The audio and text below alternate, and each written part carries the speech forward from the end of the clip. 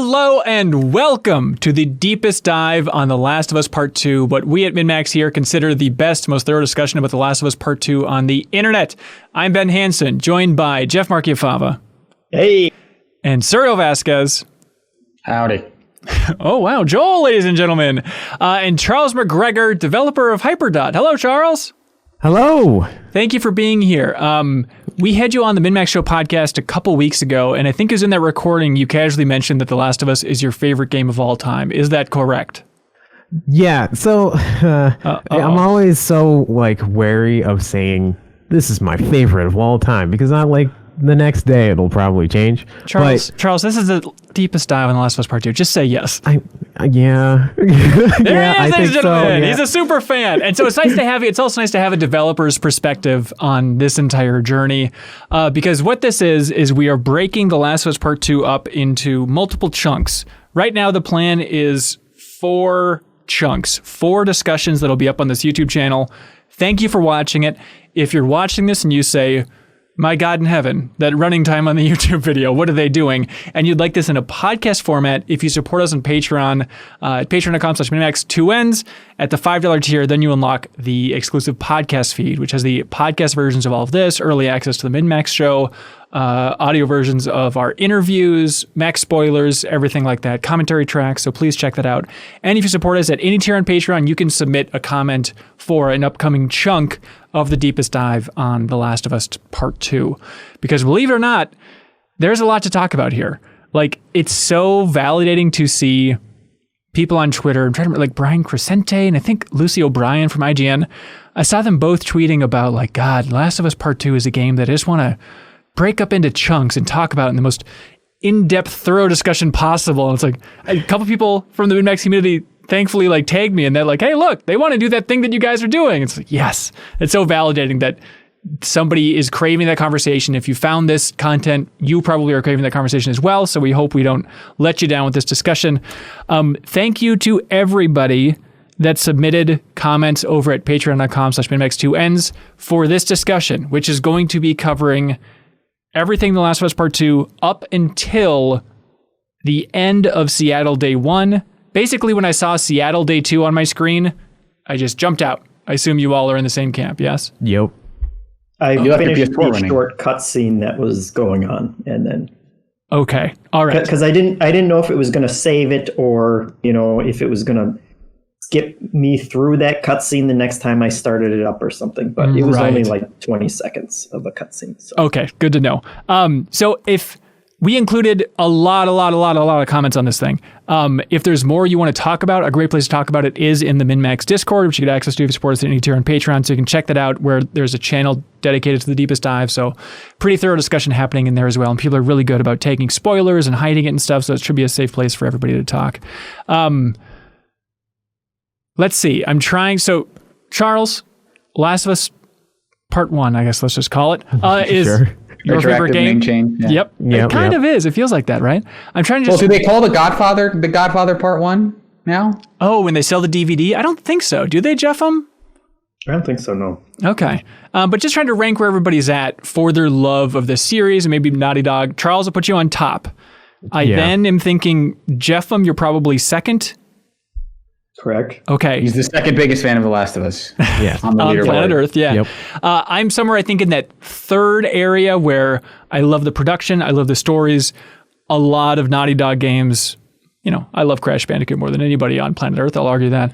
But the gameplay is always that thing of I have a fine time with the gameplay, but the production and the story and the writing excel, and I'm just in love with it on that level. So that's where I'm sitting at roughly going into this thing. And Suriel, where are you at? I'm sort of in a similar place as you. I think, it's hard not to look at that kind of stuff and think man, these games are immaculately produced in a lot of ways. But yeah, I've always felt these are really cool games. And I guess I always kind of bristle at a lot of the people saying it's the greatest game of all time in that kind of canon. But I still every time these games come around, I really enjoy them. It's just a matter of kind of relative to other people, which is a thing that happens a lot in the games press, is that you get knocked for not liking a game enough, even though overall it's objectively I do like this game. Right. Yeah, it's always tough to figure out where you're at. But even playing the beginning of this game, we just did the deepest dive on Final Fantasy VII Remake, which the original game is my favorite game of all time. And so it was one of those trying transitions, of, oh God, at times I wish I could go back to the beautiful slums in Midgar and just have a nice time with my old friends, because it's rough. Obviously, there's a ton of details that are so impressive, but Jeff, how are you doing with just the tone of The Last of Us Part 2 so far? It's been okay so far. There are obviously some big story things that we'll get to shortly here, I'm sure, but it's not as bad as I thought it was going to be based on kind of those first trailers that came out, which that stuff's still coming in our future, right? But I think the thing that worried me was that first look at the game just had no context whatsoever what was going on, and it was just a whole lot of torture for reasons that we did not understand. And that kind of worried me that, we know it's a dark and bad world and bad things happen here. And the fact that they were focusing on it so much for that opening look at the game kind of worried me. Yeah. But so far from what we've played through so far, I haven't been disgusted or anything like that. It's been fine in context of the story and gameplay, what we've gotten so far. Yeah, Christian Guzman wrote in saying, coming into this game, I was really worried I wasn't going to like it because it would be too gruesome or too messed up. But context has changed everything for me, and I feel like the game demos horribly for this fact. I think it is true. It's a tough game to market. You show anything, it's going to be a spoiler. You show what you think are the strengths of the game, and out of context, it's like, what is this insane murder simulator? Not tying into the larger themes that we're working with here. Okay, we got hundreds and hundreds of comments over on Patreon. What do you think was the most common comment? By the way, heads up, spoilers for the first chunk of this game, but only the first chunk of this game, so you've been warned. Most common comment, what do you think, Charles? Ooh. I want to say Joel's death. It's interesting. Yes, a lot of people commented on that. A majority of those comments were couched in, it wasn't until exploring the house, Joel's house afterwards, that the impact really hit me, which was a bizarre theme for the comments that I didn't expect, was an emphasis on Joel's house specifically and details on that house. That was up there. I think there were, okay, I'll just spoil another one. Museum, also up there in frequency. I think there was one comment that was above all of those, if anybody wants to guess. Dina and Ellie making out? Yeah, people liked them making out. No, the guitar fidelity. Everyone is obsessed with guitar playing in this game. It's a lot of musicians writing in and be like, they did it. Oh my God, they did it. So we're going to get to some of those comments. Here's the thing too. Somebody, not my friend Ronnie, but somebody named Ronnie and Gary supported us on Patreon and left a comment that was so good. I'm not calling them a scammer or a spoiler, but their comment was like, oh, that's perfect. And I don't want to say it because if I read it, I feel like it would maybe be a spoiler for where things are going. And so I apologize to Ronnie and Gary on Patreon, but killer comment. I'm just so worried that it's spot on. I don't want to take that chance that we're spoiling stuff for people. I hope you understand. Okay. Okay, we have to get an update on that. Oh, in yes. the future ones. Oh, okay. yes, for sure. Ridiculous next time. How's everybody doing for spoilers overall? Like, personally, things had been spoiled for me, and it was specifically in the Assassin's Creed Valhalla Twitch stream reveal. Of course. Yep, of course. There's a comment on Twitch that just said, Joel is dead.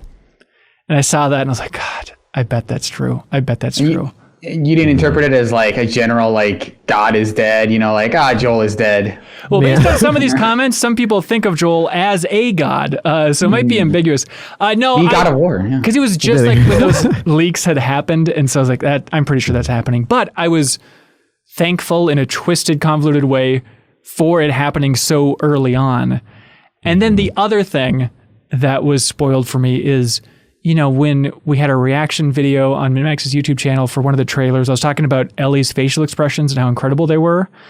And there were some dickhead comments, which I deleted, where I was like, oh, so you're saying you're really looking forward to playing as just Ellie in this game, like that type of stuff. So like I knew that we were going to move beyond Ellie at some point in the game. Structurally, I didn't know how this whole thing was going to work, but I knew that you were going to be playing somebody other than Ellie in this game. And it's like, oh, thank God, that also happens really early in the game. So at this point, I feel pretty... You're bulletproof. Bulletproof, baby. But watch your ass when it comes to YouTube comments. I'm coming for you if you spoil anything down there. But how's everybody else doing for spoilers? Yeah, I missed anything. I got through it blind, baby. You're even like, you don't even know the reception to this game. I had seen a headline or a tweet or something that said that the game was getting a lot of 10s. So okay, I knew that people were liking it, but I avoided any actual reviews or anything like that. Charles, do you have like words muted and stuff on Twitter? How extreme are you being with this thing? I have, fortunately, I actually didn't have to do much muting and such. I've been fortunate enough to not see any spoilers and things. I've only seen like the surface level of impressions on things of like, you know, people that I follow or whatnot. They just say, and then they like, and then move on. That's all. Up. And then they just go on, and I'm like, okay, cool, thanks. I've definitely been doing that where like if I see anybody tweet about The Last of Us, I will just immediately skip it. And I trust most of the people that I'm following on Twitter, but still, I think there's some general tone things that I don't want to pick up at this point. Suriel, I assume you're doing cool too? I was actually spoiled on the same two things you were, that Joel dies and that you play as someone who's not Ellie or Joel. Right. Okay. Oh, good. See, now we're scot-free. Also, we should point out that 3 of the 4 of us were sent codes by PlayStation. Just a heads up that PlayStation supplied our codes and stuff. I think we're legally required to mention that, but they're not having an influence on this discussion anyway. And please... don't pay attention to the fact that Charles is wearing a PlayStation hoodie like he's been bought and sold for. Sorry. He's the one who did get a code. That's so true. He's code free. He's wearing it in moderate weather inside, which is maybe the most suspicious thing. But other than that, don't worry about it. Oh my goodness. Anyways, there was an interesting comment here just to kick things off in the most bizarre tone. Willie Aguilar said, I haven't had the money to buy Last of Us Part 2, and I never pre-ordered it months ago when I did have the money. And I've been avoiding spoilers, but the game showed up on my doorstep this morning. Someone bought it for me and I have no idea who, so I can participate in this deepest dive now. That's amazing. I don't know if that was somebody from the MinnMax community, but thank you, and I'm glad you can play along with us. Let's see, general impressions, I guess. We could just get to this. We're going to try and move chronologically through the game a little bit, but Charles, what do you think of the first chunk of The Last of Us Part 2? Again, paint this with, you know, all the salt, all that grain of salt. I think the game is a lot slower than I thought it was going to be. Interesting. It started out like having Joel like recount the events that happened in The Last of Us was great. It was like I felt tense because I felt like, oh man, this is weird, because I just had seen a recap of it recently, and I just played through Left Behind for the first time. Oh wow! Like within the last week. I was like, okay, I'm back into the tone of this, but like it definitely felt a lot slower than what I was planning on, or I guess I didn't really have like an idea of what it was going to be, but I was thinking like, oh, this is a lot slower than the first game. Do you feel like it shifted? Because I didn't think it was slow. I appreciate it. I enjoyed it, but I definitely noticed my own interest in continuing to play. Obviously, I'm going to play the whole thing and I'm going to enjoy playing the whole thing. But I went from about a 60 miles an hour to 100 miles an hour at Joel's death. Like at that scene, I was like, let's go. Now I'm in this. Now I don't want to put it down or go to sleep at night. Yeah, that is definitely something where it's like, I feel like, everything was like leading up to that. And I feel as if really that first part was like building up to that moment where we're like, okay, we're going 100 miles an hour and we're going to not stop. Do you think that it still feels slow after that for you though? Like the Seattle areas? I don't think that the Seattle areas felt slow. Okay. I should also, I guess, preface this. I played this with an audience. So I played this on Father's Day, and my parents and my brother were also watching. Normally, whenever like a Naughty Dog game comes out, or like a bigger game, like God of War or something, I guess PlayStation things, Whoops. When like a bigger game comes out, I'm the one who's playing the game, and then like they're watching, and it becomes like a sort of mini event. That seems so stressful. Like if I'm playing a sequel to my favorite game of all time, I want to have 100% focus. I don't want to be distracted by anything. And I think that would change your sense of it, of like feeling kind of guilt on their behalf of like, oh, this should be going faster. I promise this game's going to be amazing, but first we have to try and find the code to the safe for 5 minutes. Hope you don't mind. Yeah. Yeah. And well, fortunately, they've watched me play The Last of Us. They were there when I was playing the first one. So I was expecting this, and I do tend to play games in a more cinematic way. Like I will deliberately like move the camera in a particular way so that people can see what's going on, or like I'll not move the camera, like whip it back and forth and be like I'm looking for things, or whatnot. I'll just try and be like super more subtle so that it's a better viewing experience and whatnot. It's a weird thing that I do when I know that other people are watching. Yeah. Nice. Okay, so slower. That's the takeaway. So yeah, slower. Are you enjoying it? Oh yes, I am enjoying it. I am totally enjoying it. I am enjoying like all of the, especially even from like the story standpoints. I'm enjoying like the small bait and switch things that they've been doing and stuff. Yeah, Suriel, where are you at with this thing?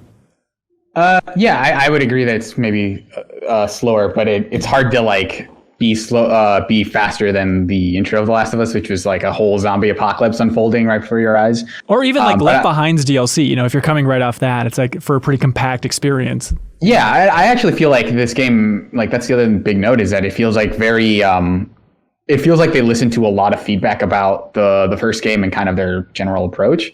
In that I feel like they learned a lot from the Left Behind DLC about pacing in terms of, we can just have this be we can just have people walking through environments and picking up stuff be like a huge part of the gameplay. It doesn't have, like, we don't necessarily have to pepper encounters in everywhere, especially early on. I think that kind of is pushed aside a little bit in the later parts of this first section.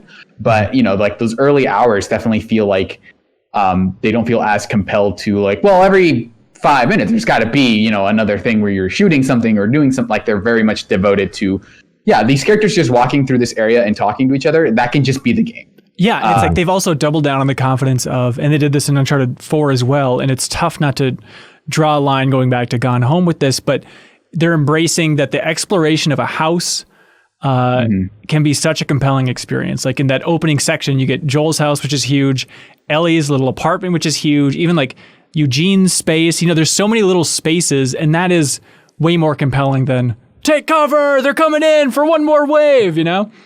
Yeah, so especially when you're kind of split between like, here's this very sudden thing going down, and it's like, oh yeah, by the way, if there's a low area, you just press circle to crouch. Like those, like intertwining those two things. I think the fact that they teach you how to shoot by having a snowball fight, I think is like a better kind of way to contextualize that versus like, hey, in the middle of this very intense thing, remember that this thing, you need to do this thing. Yeah, Joshua Wilginen says, hey, Benny and the Benny Singers, hello. How cool was that snowball fight? I love when tutorials are contextualized within the world of the game. This might be the best one I've encountered yet. It reminds me of Left Behind again with like the squirt guns, isn't it, in Left Behind? Yeah. Yeah, of just like, okay, taking this kiddie thing, but it's so fun. And then, you know, you can't help but get in your mind, like when all the kids are like on Dina and attacking her at the end, and then Ellie's like, get off her, you monsters. It's like, is this just foreshadowing how Dina's going to go? Like, it's tough not to jump to that conclusion. But other big takeaways so far, Jeff, before we get into specifics here and work through this thing chronologically? That was mostly it for me too. And I felt bad as I was going through the beginning, because I also felt it was very slow. And it was like, well, I'm comparing it to probably one of the best openings to any game ever, you know, with the first one. And so, yeah, it did feel a bit like an extended tutorial for those first couple hours. But then I think it does really feel like that sequence with Joel is what the actual starting of the game is. And then that's when you're completely invested as the player. And I also did like the first kind of interaction with Joel and Ellie, where they were just sitting and talking, and you know, there's obviously some hurt feelings going on there, and he's making his cheesy jokes and everything, and that was kind of the first moment where I was like, oh yeah, like it wasn't a mistake that they made this game. The entire time after when they announced the sequel, I was like, I don't know that I need a sequel to what was such a good first, encapsulated experience. And it was at that scene where I was like, oh yeah, I do want more of this. And I got it for like an hour and now, Hey, you might have some more flashbacks moving on in the future. Yeah. You might have a little bit more of that. Yeah, I think the writing, it's so stupid to say this about a Naughty Dog game at this point, but I think the writing and performances are better than I expected. And it's just these small little moments. Like, I was talking to best friend Ronnie, who was on the Final Fantasy 7 Deepest Dive, about just like that scene where it's Ellie and Dina, and their conversation is just, what are you doing later? They're like, I was thinking about watching this movie. There's this kind of movie. Here's the plot. Like, it's so small and so simple, and it's just one of those things that you just realize, yeah, how many games have ever contained a conversation about what are you doing later? One of the most common conversations we have in real life, and it's been in maybe 3 games throughout the history of the medium. I don't think it's in Hyperdot. Charles, am I correct? I mean, you could make a custom level that says, what are you doing later? And then make another level that says, well. But that's what I'm into over and above anything else in this game. And I'm enjoying the stealth and combat more than I expected. We'll get into that as well. But I think it's just those little moments, just appreciating the natural dialogue. It's just unbelievable. James Smith, by the way, after playing the opening section, he says, I think Ellie might have a bit of a grudge.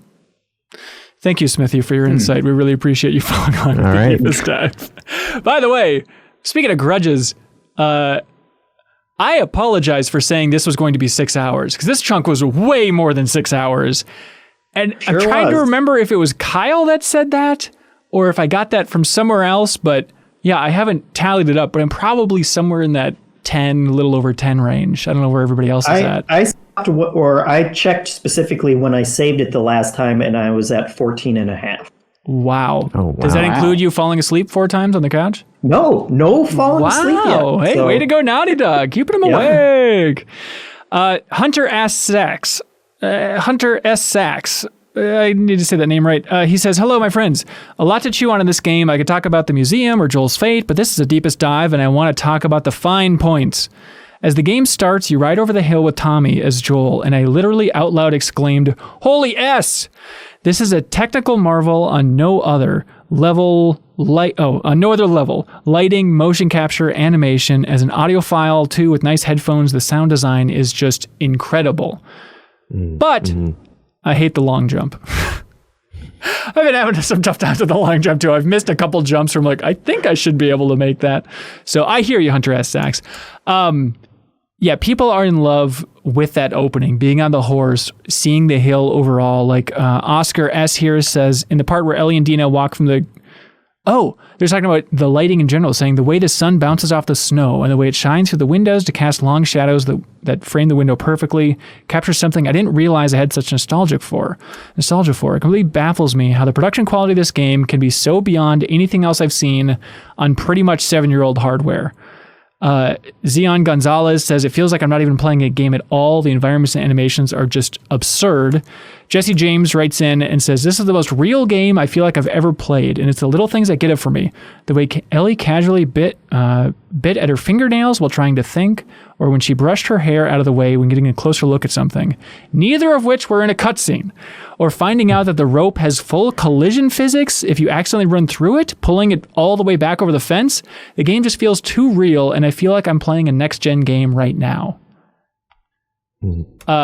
Yeah, I have definitely had that thought as well about I'm looking forward to the next generation, but playing this, it just feels like what a great way to send off this generation. On hardware from 2013, it's just mind-boggling how much they're able to squeeze out of this thing. And I have a base PS4, and it's running it like a champ. There was one weird texture pop-in for one of the notes at one time, but that's it. Also, base PS4, maybe this is absurd, I've never heard my PS4 get loud. Everybody's talking about how it's just the loudest fan in the world for their PS4s. I've never noticed it once, and I'm not that far away from my PS4. That was the first note I took, because it sounds like a jet is taking off in my living room when I play this game. Is it to the point where it it interferes with the audio for me because I have to turn it up so loud that then when I start shooting things, like I'm afraid the police or, my neighbors are going to call the police because the gunshots are so loud. And you can't play with headphones because your wife wants to watch it? Yeah. You're really blowing it, man. So, yeah, Charles. Yeah, I'm surprised. I'm surprised that your PS4 is not kicking in like that. And I've been playing a majority of the time with headphones, but even without, it's not kicking in. I just have the perfect PS4. I don't know what happened. But Charles, as a developer, I know Hyperdot and Last of Us Part 2, very different games. Do you have any insight into just what a miracle it is to pull this thing off?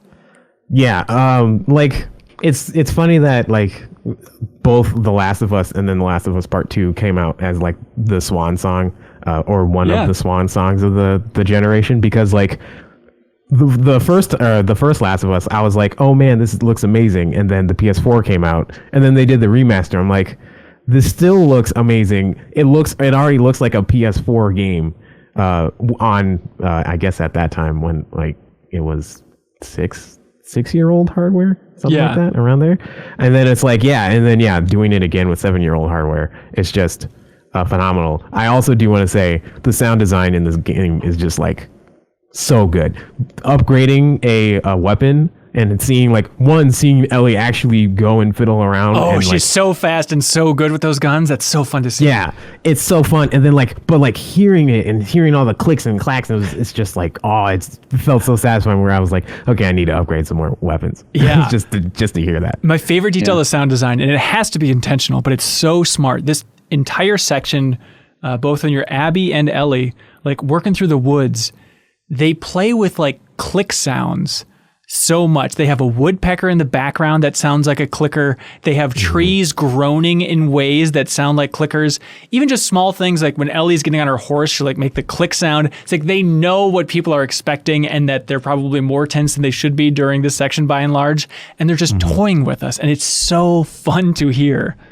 Yeah, there's a lot. I mean, obviously, this is in a lot of ways Naughty Dog's calling card is a company, is that they put so much fidelity into all of their spaces because they're not making, well, besides the one exception in our game and so far is they're not making an open world game. They're not making a lot of very deep systemic this. Yeah, we have to account for all the different AI, so all these systems have to kind of tone down, and so you can see a lot of touches like the reload animation, the way just the way the when you're walking in that initial area in the village, the way the backpack rustles, on her bag, that was the thing that I was like, man, this is that elicited this weird sense of nostalgia of that feels pretty close to what I remember when I was walking with other kids to school. That feels the way it jostles, and so this is and it feels very hey, this is what Naughty Dog does. And I guess that was also this other thing where, yeah, you can appreciate that, but I think it's also to some degree it's important to acknowledge that this is part and parcel with the other thing about Naughty Dog is that they have this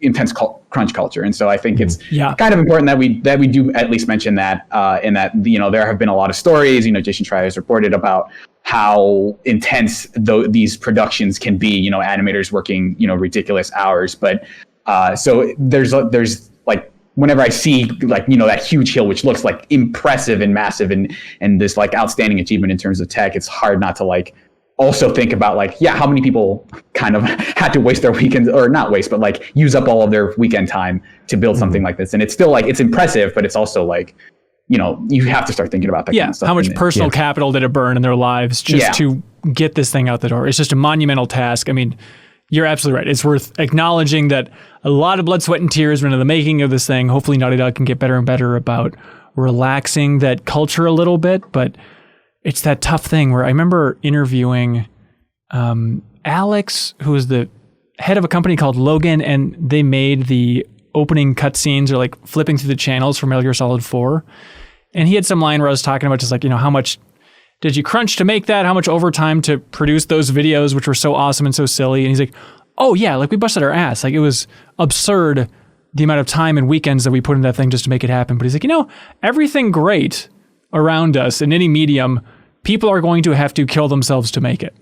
And I'm not saying it's an excuse, but I always think of that. Just anytime you see something truly exceptional, it's there's a lot of hours that probably could have been spent in a healthier way being used to create this masterpiece here. Yeah, and even that said, I think that, the people who did work their asses off to make this game, I think, would want us to appreciate the work that they did, Right. So it's not a matter of like, well, they worked really hard, so let's don't support Naughty Dog or play any of their games just flat outright.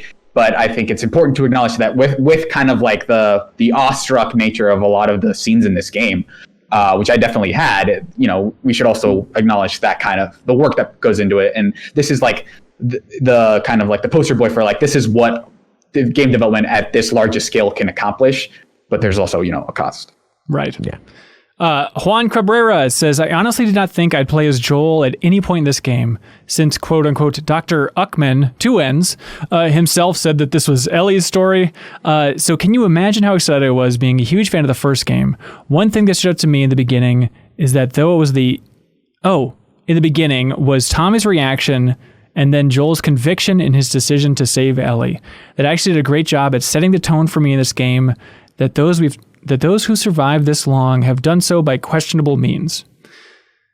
Yeah, that was a nice recap of the first game for everybody. And then at the same time, is one of those things of like, okay, well, clearly this decision at the end of the first game is going to be important to the story of this game. They're not starting on that note by accident. And, this play section kind of caps off with that, with the Firefly logo at the end of the museum, with the word liars on there. But in my mind, I think that's still probably connected to why Joel died. Do you guys have thoughts just on starting with talking about that decision that Joel made at the end of the first game? Yeah, I think that they have to address that immediately, because that's like the lingering question. You almost have to, as someone who is following up a game, with like the conversation around it, you almost have to justify the sequel from the get-go. Interesting. And they make this immediate thing of like, yeah, we know that you have a question for us about this game, and we're gonna make sure like, yeah, we'll get to it, because besides like that initial conversation between Joel and Tommy, they kind of sideline that for the rest of at least this section up until like kind of the liars moment. And so they need to make that initially clear that, yeah, we'll get to it. I'm just very curious about how they're going to do that with one of the two parties involved in that conversation being dead. But I imagine, my guess is that at some point Ellie will encounter the Fireflies. That's like, and she will have that reckoning. But how they're going to do it, like how she is going to find out about it, is up in the air for sure. And I do appreciate that. And they are very much building this out to be a revenge tale, and I kind of like one thing they do here that's maybe thematic, in that you kind of, when you start playing as Abby, she's kind of hunting down Joel, right? I mean, she's very much looking for this specific person, and it's like this weird parallel between like the ending of Abby's journey as like of her revenge tale is the one that begins Ellie's, right? And so it feels like you're kind of, it's like thematically appropriate in that you're kind of seeing the cycle of violence kind of perpetuated. It's like, okay, well, Joel obviously either killed someone close to her, or, she's mad about Joel not giving them the cure, or whatever, Joel wronged her in some way. So this is like the end of her cycle. And then you pick up as Ellie, and she has the same goal of like, I need to hunt these people down because they wronged me. And so, and the way they do that through playing as Abby and then playing as Ellie, it's like these are the same two journeys that just happen to circle back on each other. I think that was a really good kind of use of gameplay to tell like a story note. Yeah.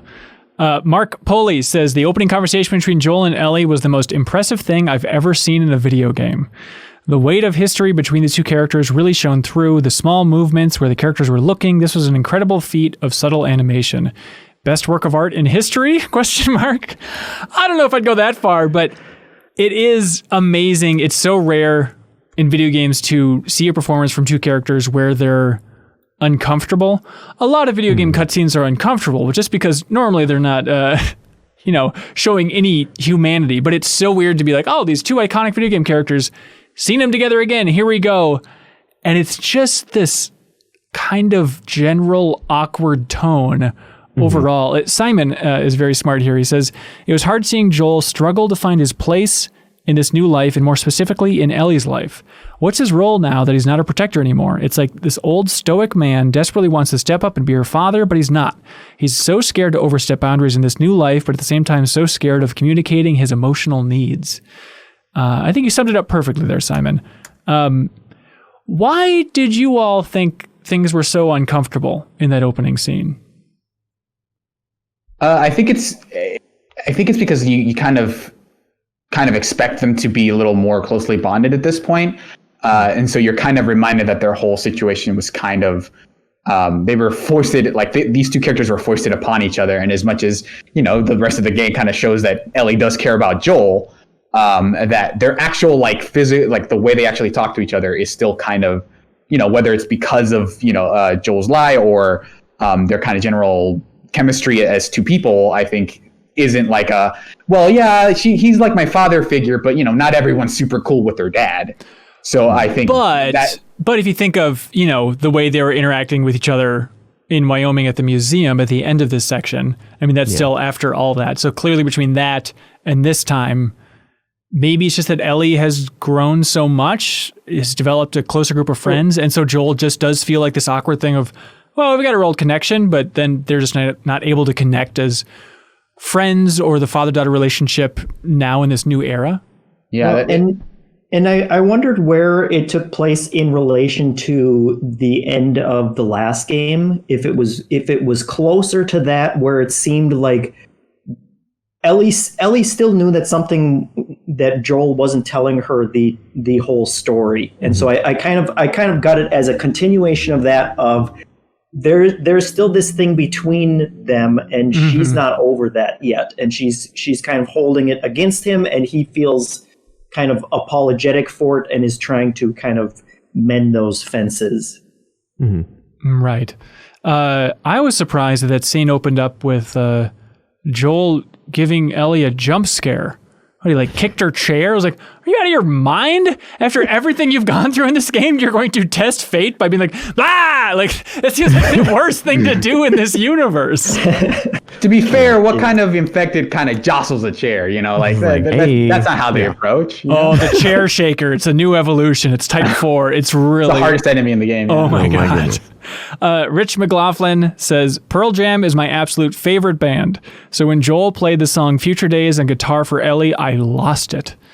Fun fact, the album that song is on was released 2 weeks after the Outbreak date. So how did Joel acquire the album? I demand answers, Naughty Dog. Pearl Jam persevered. Maybe. He said, no, I don't care what's going on outside. I'm going to write this song. So they still release it? Yeah, exactly. And we want you to deliver the albums. We want you to get those trucks to Sam Goody. Come hell or high water. I don't care if a clicker has to drive it. Oh, the truck. Maybe Future Days was like a single before the album came out or something. Or maybe it's just a good song and Naughty Dog really wanted to put it in the game.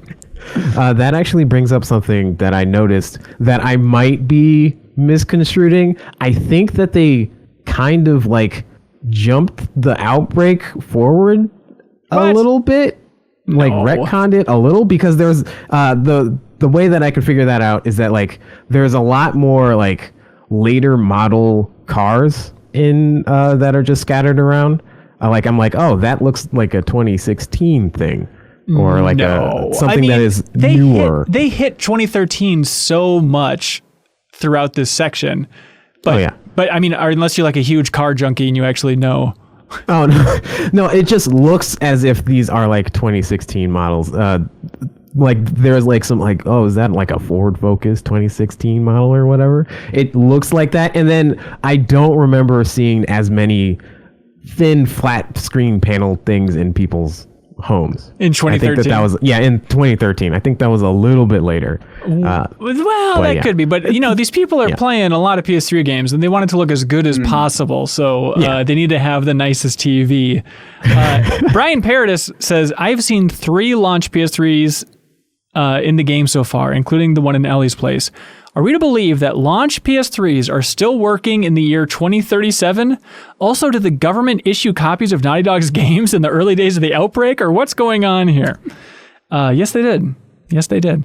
That is fun to see, like the Jack and Daxter collection and Uncharted. But then at the same time, this is where nerds can really run too far with it, but it is so absurd to be like, wait, so they're playing Uncharted in this game, but then Uncharted 3 had the Easter egg of the outbreak for The Last of Us happening in it, and then also the ring from Uncharted is in the bank in Last of Us Part 2. It's whatever. It's just fun. Just shut up. It's fun. We're having a good time here. Forrest Gerlach says, I'm still working out how I feel about the game overall, but Joel's joke about eating a clock being time-consuming is the absolute worst thing, and I love it. It's led to my siblings and me creating headcanon where Joel's still workshopping this joke 4 years plus later just to somehow get someone to laugh at it. Goodness. Great joke. Great jokes overall. I also did really like, though, that, he kind of started by talking about the joke and saying that he forgot it. And then they had that awkward conversation. And I like that he was halfway out the door when Ellie's like, so do you remember that joke or not? That very much felt like her reaching out at that point, like to acknowledge like she was that. invested in kind of getting over that as well. And Right. You can also kind of read that scene as Joel being like, she's not gonna she doesn't care. Like she's not invested in it. I didn't forget the joke. I just didn't want to tell her because she's clearly not interested at this point. She didn't like that jump scare I just did to her. I better maybe I should hold off. And then here. This is my A material. Remembers it. That jump scare was my closer for open mic. I got nothing else. So then when she asks about it, he's kind of okay. Maybe she does still kind of care. So and obviously he immediately remembers it. Yeah. And she's not in love with corny jokes anymore, but she still appreciates Dina's jokes, the constant jokes about the horse. Yep. She knows it's sick because it's horse and all that stuff. So, people know how to melt her heart, and it's with jokes, even if her face isn't acknowledging how much she likes it. Oh, also, the joke was they should go to a bakery because it's thoroughbred. Good stuff. Yeah, I mean, like that, and like the fact that when Joel plays the guitar for her, she says, "Oh, that didn't suck." That's the thing she did in the first game too. So it's like they're still kind of keeping some of those notes consistent. Yeah. IanTClark says there's a cool little Easter egg at the very beginning of the game. If you explored Ellie's room before going out on patrol, on a shelf in the back, you can find the toy robot she gave Sam in the original game. A lot of people picked up on this. Very good and specific. Zachary Sweet says, hello, I love how detailed the game is and find myself looking around inside buildings at the little details that make each unique and real. What is your favorite small detail within a building? For me, it's the PlayStation 3 and all those games. Tiny things in buildings. Like I noticed the astronaut poster in Ellie's room out of the gate. It's like, oh, that's a fun idea to have her thinking about space, having no idea that it would be blown out in such a big way later on. Yeah. But any other details from inside that stood out for folks? There was, I think, early on, I don't know if it's as Abby or Ellie, there's a part where you pick up a pipe from the wall, which I think is a cool touch. Instead of it being just on the floor, you just like, here, there's a pipe I can use, and you just grab it out of the wall instead of on the floor. Yeah. That was a pretty good moment. Oh, that pipe animation. Amazing. Like the camera work in that, like pulling it in. It's just the weightiest, meatiest melee in any game ever. It's just amazing.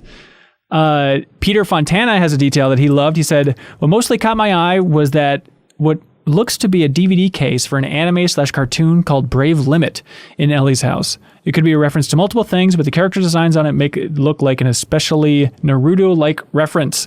As a fan of Naruto, I like the idea that me and Ellie, in a way, share an interest in Naruto across time and space. As a general note, I'm liking the game so far. It feels a lot more refined than The Last of Us, which is good. Oh, good. Ryan Besedny says, I was excited to play The Last of Us Part 2, but as soon as I started it up, I was apprehensive. Walking through town, seeing shops, listening to normal conversations, and seeing signs for a dance were bittersweet overall. What do you guys think of Jackson? I just really love like all of the detail, and again, like opening it off with the snowball fight was a lot of fun to just be like, this is how life is, and I know that life is not going to be like this for the rest of this game, but like seeing all the details, seeing like all the, and kind of being like a little bit nostalgic for like, oh yeah, the time where we hung out in public spaces and stuff like that. Oh, interesting. Sure, yeah. Yeah. Yeah. I do like that it does establish like a very different tone from the rest of the game where, for a little while you're talking with Jesse, I think is his name.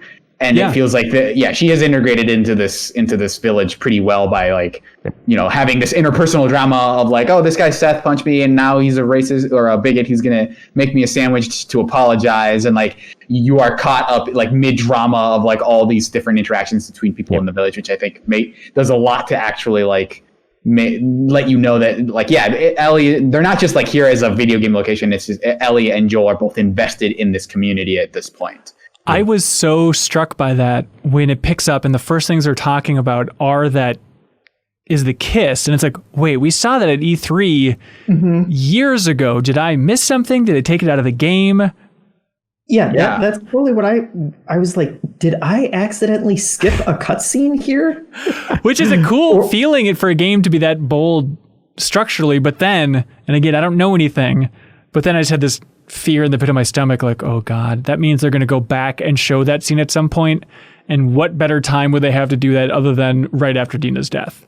Right? Like, it seems like that's the natural thing that they would do. But again, I don't know nothing. Well, and I also thought that they might use it as a flashback, but then that also strikes me as a very weird scene for Sony to highlight, pre-release to show us what is essentially going to be an important flashback later. But if, it's not moving the plot. Without the context. Yeah, and it's not moving the plot forward. If, it's a flashback, but it's not spoiling the events of the main plot structure, I guess, but it's blurry. It's an interesting way to market a game is to have a scene that's not in it, but is kind of relevant. I think it'll still be in it. There's no way it won't be in it. Yeah. Or maybe it was the thing, it was either this or put that scene in Fortnite ahead of the game's launch, and then they could have had everybody watch that in Fortnite. Instead of the dead speaks. The girls Dina kiss. speaks! Oh my goodness. I do think that like it could also be like a nice bait and switch thing in terms of like, because before all of this, I didn't know that Joel died. So I was like, oh, is it Dina that dies? Yeah, a lot of people thought that, yeah. Yeah, so it was like, having that kind of in the marketing or like that opening for the PlayStation event from before, I was like, is that how this is going to go? I don't know. Also on the marketing front, what did you guys make of, okay, Joel's dead, but in the trailers, we see him in Seattle being like, you think I'm going to let you do this alone? I think that's probably Tommy in the game, and then they just swapped it. Does anybody else have thoughts on what that's going to be? I mean, it could always be a flashback, obviously, but I could totally see them being so afraid of spoilers that they would include a scene, like a major trailer of a scene that is not in the game, and for them to do stuff like swap characters out, because you are, throughout this later on, you find people who were killed by Tommy because Ellie finds a body that says like, oh, Tommy did this. So it's totally reasonable to think at this point, that you're going to meet up with Tommy and he's going to be, a character that you're with for a while. I think that's where it's going. I was struck just, like you mentioned about the sandwiches and all this stuff, I was struck just how kind everything was in Jackson. It has to start in some place so it can move to a different location emotionally, but that's the thing of just like, Seth apologizing for apparently being homophobic. Is that weird thing where like in 2037 post-apocalyptic Wyoming, someone has time to be homophobic? Like, what's going on in this world? But him apologizing for, it seemed like reacting negatively to the kiss overall, and then he makes some sandwiches, and like just seeing people being sweet to Ellie is definitely one of those moments of, we should probably savor this while we've got it, because this thing is moving, baby. Wriggles says the most striking thing early on is the feel of the world the first time you take control of Ellie compared to the first time you can take control of Joel in the first game. The city of Jackson is the hopeful opposite of Boston, where Boston had a dark, hopeless feel to it, where one of the first things you see were soldiers testing people and gunning them in the street. Jackson, by comparison, is a beautiful utopia with people working together and even children playing. It's very smart. Yeah, and I mean, even in that world, though, you there's that encroaching, like, outside thing of like, oh yeah, we have to do these regular patrols. We have to make sure that there are... that people are also always looking out for infected and that they're killing anyone coming in from the outside. So you still get that kind of like really oppressive stuff that comes with a lot of zombie fiction of like, yeah, we found this little settlement, but the world overall is completely screwed. Yep. And there's that subtle reminder that, once you venture out into the outside world, everything is completely screwed. And it has a little bit of that JRPG trope too of like, oh, monsters are really getting active out in the world. I don't know what's going on. I was going to say it is a nice twist on and a hopeful twist, I guess, on normal zombie fiction, where usually an idyllic town like this, it would be like, oh, they're eating, castaways or something like that, or like the person who's in charge is murdering anyone who doesn't agree with them. It's like, no, like these are good people, and they have built a nice town, and if they run into you out, when you're in trouble, they're going to help you. Which maybe they shouldn't have, and maybe they can help you by building the world's most perfect snowman, and that can be a distraction. And all the runners will go after that instead, because that snowman was like cartoon perfect snowman. When everything else in this world is falling apart, it's really stunning. Yeah, it's also weird because like I think it also establishes this weird like thing that a lot of zombie fiction does, which is a lot of us versus them. Where hey, Jackson County, like perfect idyllic way to run like a world in. In the wake of a pandemic, basically, and then you step outside and it's like everyone else will kill you on sight. Don't ever go outside. Don't go anywhere. Just stick with your people, and everyone else can fend for themselves. Which is the thing that you see in The Walking Dead and like a lot of other fiction. And I think I've always wanted to see like in something like this, just two people passing by, like, I don't know if you remember that scene in Shaun of the Dead where there are these two groups that cross paths and they're like, well, we're going to go this way. Yeah, we were headed to the bar. Anyway, I kind of know you. All right, see you later. Like to see that in other zombie fiction where there are these two people that just cross paths that aren't immediately like, I either have to kill you or you're going to have to kill me. So I'm hoping to see something like that, but this game does not feel like it is setting that up at all, where it's just like everyone hates each other the second you leave Jackson. Yeah. Just D. Alexander Hinton. He says, I'm loving the game so far, and the dialogue between Ellie and Dina in the Seattle section, this is jumping ahead, but bear with me. In the Seattle section was very refreshing to hear as their discussions add a little bit to the world. One example I can think of is at one point Dina discusses the idea of using traps around Jackson to protect from hordes. Ellie then remarks that it would suck to hit stragglers. Dina then says they could put up signs so that people know about the traps, to which Ellie responds, what if they can't read? I don't know if it ever came up in the first Last of Us, but the idea that some people just never learn to read never occurred to me. But I think that ties into what you're talking about, Suriel, about just like the outside world versus them, but it's the idea of like, let's just put a bunch of traps up. Yeah, some stragglers. If they hit it, they hit it. What are you going to do type of vibe, right? Yeah. They're not our people. Well, I mean, also, like, I think as long as, yes, I think she mentioned something about, like, this should just be visual signs. Like, you don't have to put text there. Because, what are the infected going to do? Heed them? Like, no. Oh, no, bomb. I did have, I don't know if anybody else had this, but there's a section where there were, like, 2 tripwires set up, and one of the infected ran into one side and blew it up. And then I positioned myself so it'd be perfectly in line with it so that the other infected would run into the other tripwire, and he was running towards me. And then at the last second, he's like, whoop, and he like juked over and then started attacking me. Like, what the hell? Is that just a weird bug, or are they smart enough to not do it twice? And then, the super messed up thing is that he yelled, nice try. And he was like the first sentient infected that you've ever encountered. Clever girl. Presta Nakran said, did you notice in Jackson there's a note on the big community board that says, speak to Ishmael? Is that a reference to Ish from the first game who survived in the sewers? I did not see this. Could be a subtle reference. I'm not sure. Also, he says, I have a prediction for a new flying infected type called a floater.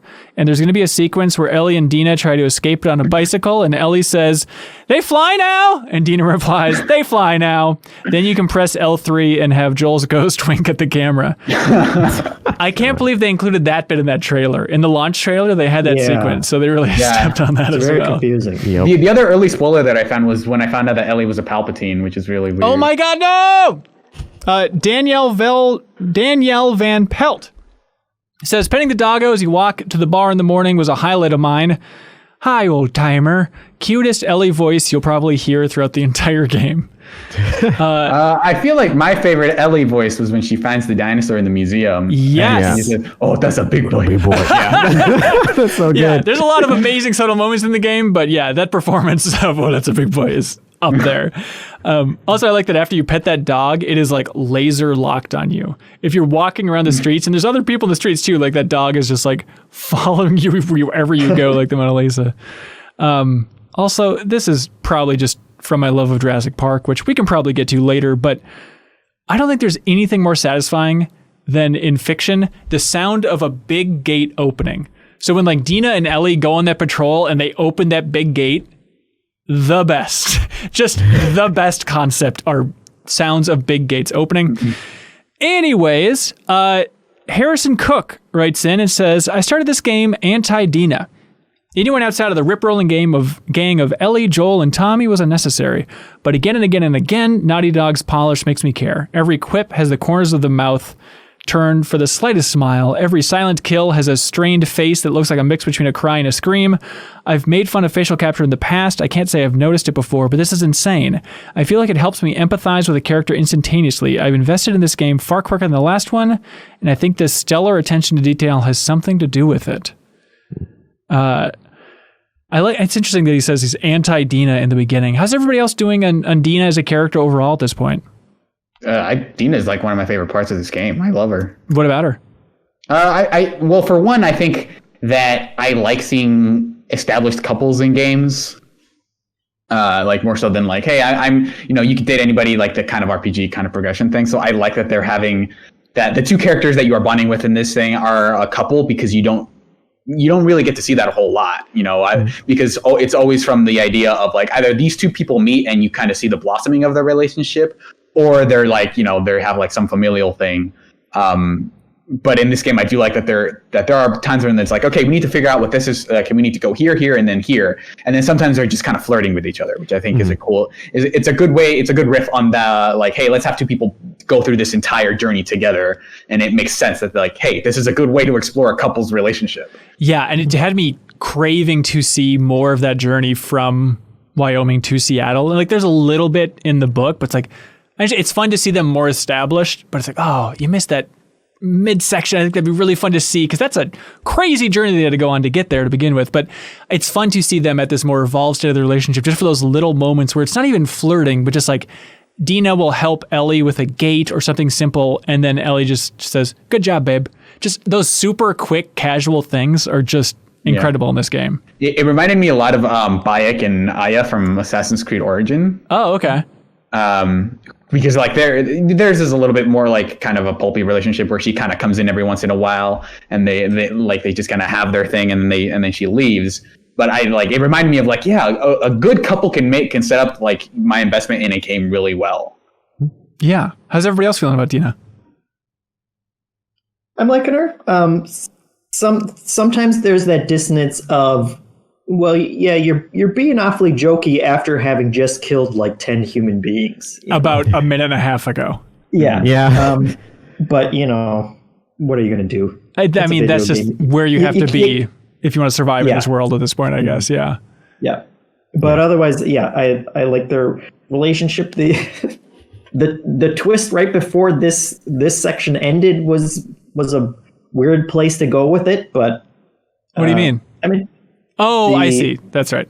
Yeah. Shh, don't spoil it. Shh, don't. No, we don't want to do that. Yeah, I also really like Jesse. I like that they're I hope that they find ways, which would be increasingly convoluted, but I like that they're keeping him in the story a little bit, because I like that moment where they're in the underground area and they're kind of making out, and then he just like walks in and it's like, what are you guys doing? And then like he does not notice that there's a bunch of weed everywhere, and then like minutes later, wait, is this weed?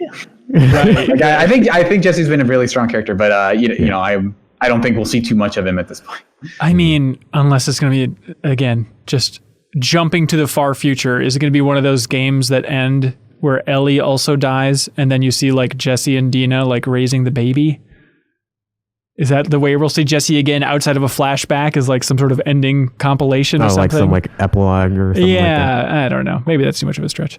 I like Dina. I'm not like locked in. This is a great character. It's just she's north of 95% of other video game characters this generation, no doubt about it. But at the same time, I'm not like head over heels in love with her as a character.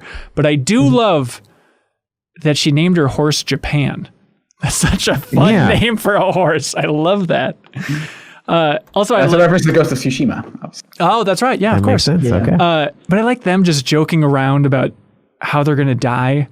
And at some point, Dina is like joking around and guesses, they're like, oh, Ellie, you'll probably kill me. Ha ha ha ha ha. It's another one of those things of like, okay, where are we going with this? Is this going to be an eventual end going on here? Foreshadowing.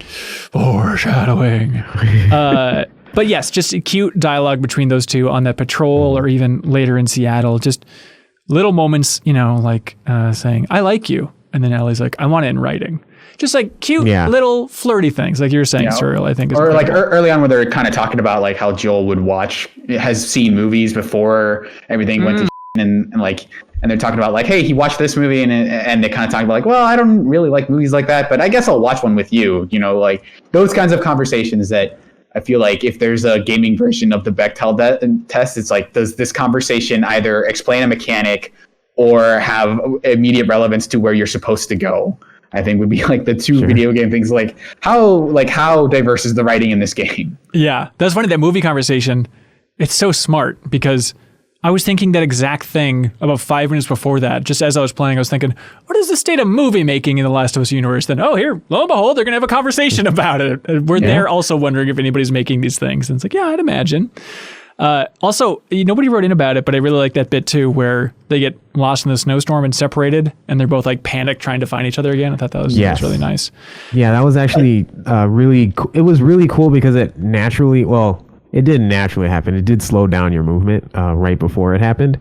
But it was cool because I felt like I naturally got lost where I was like, I think she went this way. And then I went that way. I was like, oh, wait, she didn't go this way. I'll go back, circle back and try and find her. And then I was like, oh, I'm panicking now. And then you eventually stumble upon her. It was a great small sequence that didn't actually need to be in there, but it helped form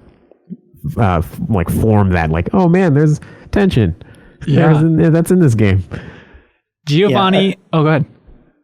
Just another one of those super small details that I really liked was the way that your horses knock the snow off of trees if you brush up against them. Yes, that was just an absurd animation that didn't need to be there, but that made me go around the outskirt of like the entire perimeter, just like bumping into trees, and that looks good. Just imagine all the people that are dying because you're slowing down that patrol by knocking snow off trees. I totally organically lost Dina because I was off by myself. Oh, that's funny. Like, oh wait, where'd she go? Giovanni D'Amico nails it here, and he says he's loving the game so far. I think that what makes the story cutscenes work so remarkably well and feel so genuine is the tendency for longer than typical gaps between sentences while two characters are conversing. How do I explain this? It almost seems like Naughty Dog doesn't edit any of the space between character sentences.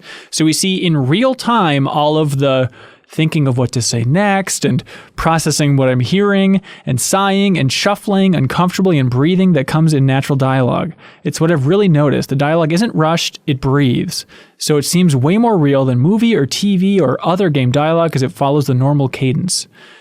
I think that's a beautiful way to put it. Yes, the spacing. They have like a whole, like they act out those scenes, right? They're not just like in a voice recording studio. Yeah, most video games record from a phone booth, right? Yeah, in a phone booth. You call the studio and say, hey, these are my lines. Oh crap, it into the corner. Yeah. So they obviously pay attention to that stuff more than a lot of people. But yeah, I've noticed how like it doesn't feel like they're like play next line. Especially like this is the thing that I noticed in a lot of other games is that interruptions are 100% almost never natural. 100%. Where it's just like you never imagine that they wrote like the line that gets cut off beyond kind of like where it gets cut off, right? Like that, because that's a part of a complete thought. And so it's always like, I would never, and then like immediately cut to like, yes, you would. Like it's like so stilted in so many games. And yeah, it clearly shows that they have like this entire studio dedicated to, let's have the voice actors, right? If I remember correctly from at least from previous games, they're going to act out these scenes the way they would if they were actually in the game. Right. And it's really interesting. You know, he mentions like the sighing and kind of grunts in between lines, comparing how natural it all feels here, which again, the high bar for the game industry, but versus Final Fantasy VII, where there's so many comments about just the generic confusing anime grunts from Cloud every once in a while, where it's like, do you have a family? You know, as much as I love that game, it is rough. I've always attributed it to it being like a translation issue. I wonder if those kinds of like sounds are just more common in Japanese, and here we just find it, or like Japanese media that like the game is like inspired by. I wonder if that's just like a common thing that they're either trying to emulate or getting at there, and it's just kind of this is a thing that ends up reading weird in translation. And I think it's also just the context for when they're recording that, right? Like people will see, okay, you say this line of dialogue, and then there's dissatisfied grunt, so the actor's probably just and then all right, well now we'll just take that clip, put it in there, done deal, ship it, right. Zacharium says, I'm in love with Ellie's new tattoo, so I will be writing in about it every week. Okay. First of all, I love the moment where Ellie tells Dina she had a chemical burn on her arm and she used the tattoo to cover it up. It's just a small detail where Naughty Dog used a very real thing people do to cover up a bite mark, which is specific for the Last of Us world. In my opinion, this makes the world feel so real, and it makes me feel quite sad to see Ellie had to cover it up. Mm-hmm. Yeah, one thing that actually stood out to me was like, I really like the way they tease out the fact that Dina doesn't know she's immune. Because there's a line really early on, I think it's when you're kind of still in the snow and kind of navigating through like the kind of, the climbing section where you're in a field of trucks, and she's like, oh, please die of old age and not because you're infected. I don't want to have to shoot you in the face. And that was like my first kind of red flag of like, oh, she doesn't know that that can't happen with Ellie. And then later on, obviously they make the subtext text. But I do like that they're not gonna like, hey, here's it's not like a twist, because they telegraph it pretty far ahead, which I really appreciate. Yeah, I think, not to jump too far ahead, but when they talk about it and make the subtext text, I think that was like the weakest line of the game. And this is such a small complaint over such an impressive experience so far. But when Ellie tells her, Dina goes, immune? Come on. And it's one of those like, that line's not really ringing true compared to everything else that's going on here, but tiny complaint, tiny. Other stuff about that section. Let's see. We have Connor, who says, I really love the sensitive and realistic way the game portrays the relationship between Ellie and Dina. Ellie's arc isn't the stereotypical learning to accept my sexuality or teaching others acceptance storyline that you normally get in LGBTQ media. Instead, we get to see just two complex and interesting characters falling in love. As a member of the queer community, it's really touching to see such a high-profile studio like Naughty Dog commit to portraying realistic, non-straight relationships with the same care that any other love story in games would get, even in the face of a lot of fan backlash for including these themes. I hope all the hate Naughty Dog is getting for Ellie being so prominently gay doesn't discourage them from keeping this up in their future projects.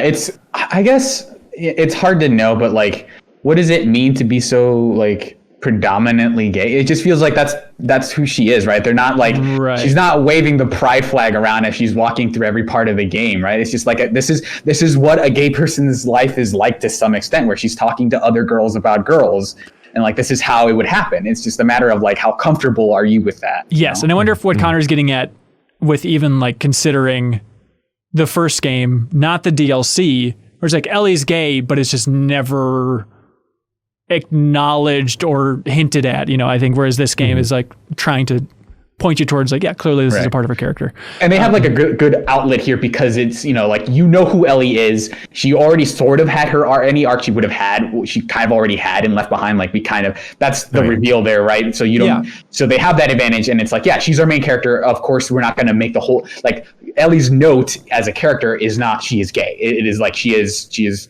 all these other things, and like the gay aspect just plays into it when necessary, because by the way, she has a girlfriend. Like, so I think that works really well to just integrate that into the story, that in a way that I don't want to call it effortless, but it feels fluent with the rest of the game. Yeah, Sean Mills noticed that how strong the relationship is, and he loves that they don't comment on it and nobody judges them for their homosexuality. I guess Seth in the beginning is a little bit confusing, but you get the idea. But he says, when they pass by a rainbow flag later in Seattle, like nobody comments on it. It's just like, because they've grown up in a world that doesn't shun homosexuality is Sean's take here. Yeah, in a weird way, it's almost like what the people who are like, oh, I wish like, all these gay characters weren't in my face all the time. Like, this feels like kind of like what they want. Like, it's just a note that's part of their character. It's not like, hey, check it out, everybody. Like, it's not as like flagrant about that kind of stuff. Do you want to go on YouTube and explain that to people? Yeah, I've been working on that video I sent you about how, I'm trying to find the most like clickbaity headline I can find. Oh, okay, cool. Yeah. Clicker baitery. I don't know. Daniel White says, Dina, quote, you should have kissed me then. Ellie, quote, every time we kiss, it costs Naughty Dog millions of dollars. Yes, I mean, Naughty Dog has talked about that, how expensive and difficult getting good-looking kisses are in a video game, and not to name drop, but I remember it was E3 2018 then? I remember I was in the Sony press area checking out Tetris Effect, and Neil Druckmann came up and was talking to me for a bit, and he was talking about that as well, about how expensive that kiss was and how brutal it was to actually show. So that's another reason why I think they're not going to cut that dance sequence. Is they want to show that good, juicy kiss. Scott Castro says that he really liked during this scene when they're just laying around together in the cool weed room, just that you see Dina's armpit hair and how they're kind of naturalizing normal human bodies. But then he extends it and talks about how it's so satisfying and adds to the realism that all the characters are just imperfect visually. They all have scars and skin blotches, and everybody just has a certain natural look to them. And he says, "Bravo, Naughty Dog." Did you guys like that scene from Jaws where they're just comparing scars and talking about their history? Do you guys like Jaws, is what I'm trying to ask? Oh. I hated it. No, isn't there a shark somewhere in this section that we played? I want to say there's some model or something of a shark at some point. Is there? I might just be misremembering it. Let's see. I remember that the team in Seattle is called the Seattle Orcas. Maybe if that's what you're thinking of. Maybe it's connected. That's what I meant. Yeah. Oh, okay. Yep. Okay. That could be it. Also, I like, when they're talking about Eugene's, they're like, I hope it's a sex den. For his sake, I hope it's a sex den down here. Yep. But then I like that they're talking about how he lived to 73. And they're all like, oh my God, may we all make it to 73. 73 is just bonkers old for this era. Whereas us, it's well, I'd hope to keep going after 73. Yeah. The first encounter with clickers I thought was interesting. And I like just that little moment too of when Ellie goes, effing clickers. And she goes, here we go. And I loved it. Again, it's just so smart for the game mirroring how I'm feeling in that moment. Cause I've just been waiting for the first big clicker encounter. And then when it happens, it's all right, here we go. This is Last of Us. Let's do the whole thing here. Let's sneak around. I definitely had a similar reaction of oh, right, this is a video game.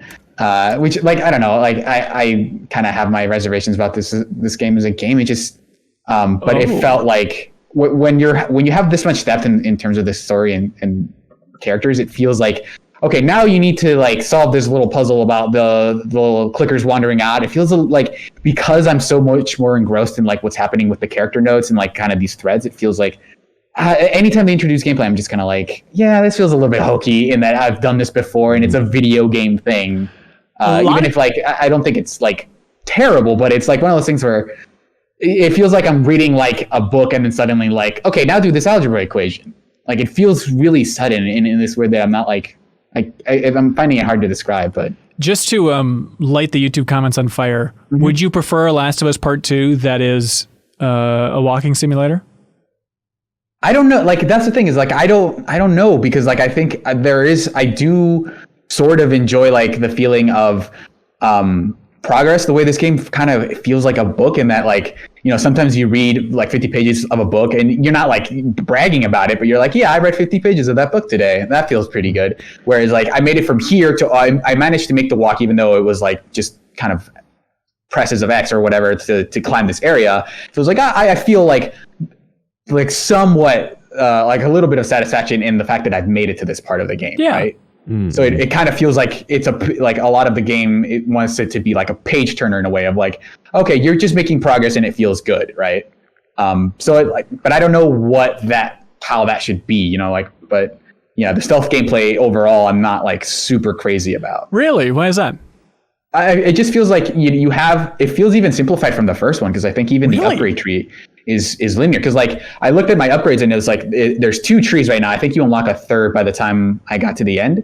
And so you have you upgrade this and then this and then this, or you can upgrade one of these 3 trees. And it felt a little bit more diverse in the first one. And even the guns, because the guns have you can upgrade the capacity, you can upgrade the magazine, versus I think you had different upgrade things where you found these upgrade kits and they would give you now you unlock this chain of upgrades. So it feels even more condensed than the first one. So from a progression standpoint, it feels a little bit more simplified. But I do the thing that I really like is the going prone, I think, is the biggest gameplay change that I see so far that I really like. Yeah. I've had a lot of moments in Seattle where it feels like a Metal Gear Solid 3, where I'm just rummaging through that tall grass and taking folks out. And it's like, oh, that's right. This is why this is satisfying. But it's funny, your complaints here, Serial, real quick, Jeff, because Edgar Vasquez, your damn brother, wrote in, and he basically just says what you're saying, transcribed.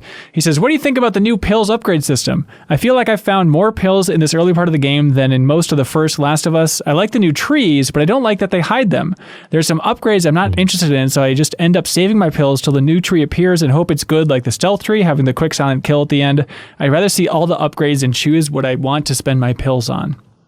Yeah, the other thing that I noticed was that when you go up to a clicker, like in the first game, you had to use a shiv, like the shiv ammo, basically, to kill a clicker. And now they just kind of you can just stab them whenever you want, So it does feel like they're kind of I don't want to say giving up, but they're basically just saying the stealth stuff is just stuff you want to be able to do well at pretty immediately.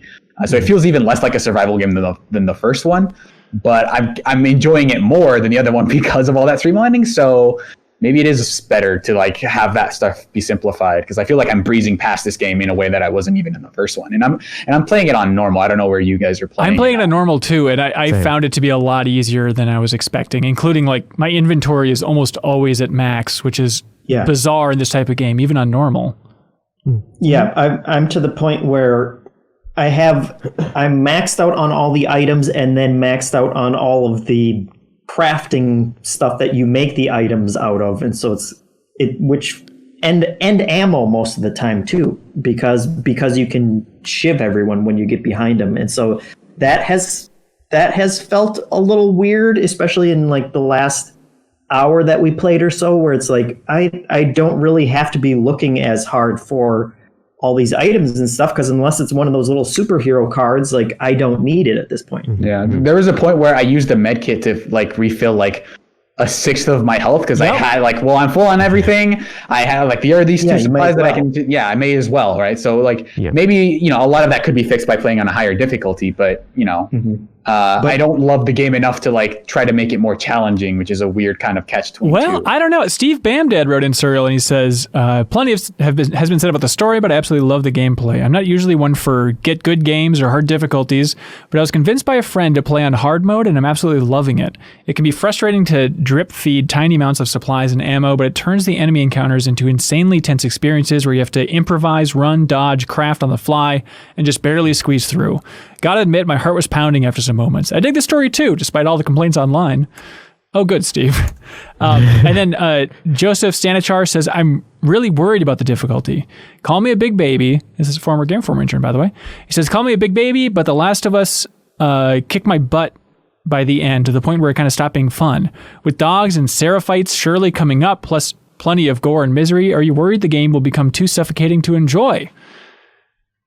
On the difficulty thing, I don't know. Yeah, I think dogs are going to definitely be ratcheting things up, and I'm sure we're getting into trickier stuff coming up, but where it stands now, I haven't felt it necessary at all to really get that crafty in the combat and to set up traps or anything like that. Yeah, I used a few traps on the shamblers or whatever they were. Oh yeah. But there have still been enough fights where I'm trying to stealth my way through it, and halfway I screw it up, and that's when I'm kind of forced to scramble around. And that was my favorite part of the gameplay from the original one, where you're just kind of pushed out of your comfort zone, and it's well, crap, I have 3 guys chasing after me, and now I have to run into this room, and I have no idea what's in there. But the kind of parkour system is good enough that you can maneuver around things in a way that feels fluid and lets you get out of tight situations and like that. So I enjoy the algebra equations that have been in it. Yeah, the other thing that I found is this feels a little bit easier to break the illusion, because I think the thing that I came to terms with over the replaying The Last of Us a little while ago is that it's not necessarily a stealth game in the way that a lot of other stealth games are, in that you look at something like Dishonored and you're dropped into a mansion. It's kind of like a square area, and it's these guys are on these cycles, and you walk and you kind of follow their trails, and you kind of take them out one by one. Whereas here, that you can be in that same square area, but you'll occasionally like trigger, like once you reach past this point, 4 more people are going to come in. So it's almost like a stealth game that's paced more like a third person shooter, where it's like they kind of want you to have this specific experience. And that includes like at some point they just kind of want you to be seen so that you can experience the combat and the stealth in the same encounter. So it feels like they're really tailoring the encounters so that you have a very specific like survivalist experience with it. And that comes with like, yeah, I'm all stuck up on ammo, but if I throw 3 Molotovs, I'm kind of in pretty dire straits because they're funneling you. So they want you to have like a very specific experience. And my frustration was like trying to like fight against that of like, no, I want to not be seeing this entire encounter. Yeah. Like as soon as I like go of that feeling, I was able to like just have a lot more fun. But at this point, I've gotten a lot better at the stealth. So like the thing that I can do is, okay, where am I supposed to go? Because sometimes it's not super clear, like where the exit is. Like there was one section in the dark where you're fighting like I think 1 or 2 shamblers, where I was like, I'm not even entirely sure what I'm supposed to do. Am I supposed to kill the shamblers or get to the door? Right. And it turns out like I just immediately, you just have to run. You have to figure out what the game wants you to do at a particular moment. And those are the moments where I've kind of like struggled with it of like, okay, what do you want me to do at this point? There's a little bit of that with, the more open design for obviously the Seattle area, but it's a lesson in why I think survival horror and that more open world design are a really tough combo. I know Evil Within 2 kind of toyed around with it as well, but it's just that feeling of just, I don't know what's necessary here. I don't know if I should be going into this room. I don't really know what the rewards could be. I don't know if I should spend ammo to get here. And I'm not saying all survival horror games have to be linear, but like when we're so used to stuff like Resident Evil where it's room, check off area, when you have that more open sense, it feels like there's some, I don't know, disharmony in your soul of what to do and how to handle the situation. It feels like you're not approaching it in the quote unquote correct way more often than in other like horror or stealth games. Right. Yeah, that actually happened to me in a positive sense where I think it's the first time you come back to Abby and it's like it's a blizzard and it's like, oh no, more runners and stuff. So I was like, okay, I'm gonna stealth through this, no problem. I sneak up behind somebody and then stab them, or no, I don't stab them because Abby just breaks their neck. Just a brawler. She's just like Punch Out basically. That's also another side tangent. Like the 2 different distinct like Ellie stabs and then Abby breaks necks. It really shows like a different characterization to ways that people attack. But I broke the runner's neck, but then there was just like 2 more runners that just showed up and then saw me. I was like, oh no. So then I started running, and then that was the intro to the chase part, where it was just like, oh, there's more stuff. So then it was really natural for me to go through that chase scene because I was like, oh no, I'm running now. Oh, now I'm running even more. And then it just kept building and building. And that is probably one of the most standout moments throughout this whole thing, was because it felt so natural and it felt like it was integrating this bigger set piece thing. And that's just like, a sense of, oh my God, Naughty Dog has focus tested in a good way this experience to the point that you feel like you're having these things and making it feel so natural. Yeah, Austin S. wrote in saying, I love the chase scene with Abby, specifically the fence. I love the feeling of claustrophobia, like Kyle said on the MinnMax show. And nobody wrote in about it, but I thought the chase later on with Dina, like out of the subway, I think that's my favorite chase in any video game ever. Like I played it a couple times, I died, and it all is surprisingly dynamic and tense. It doesn't feel like that phony, oh, there's a wall coming up behind you. It's like, no, this is insane, and you're actually required to dodge these guys in relatively a precise way. Yeah, and save Dina right at the beginning of that, which is what screwed me up the first time I played through that. But that they have done a great job with both of those cases where it's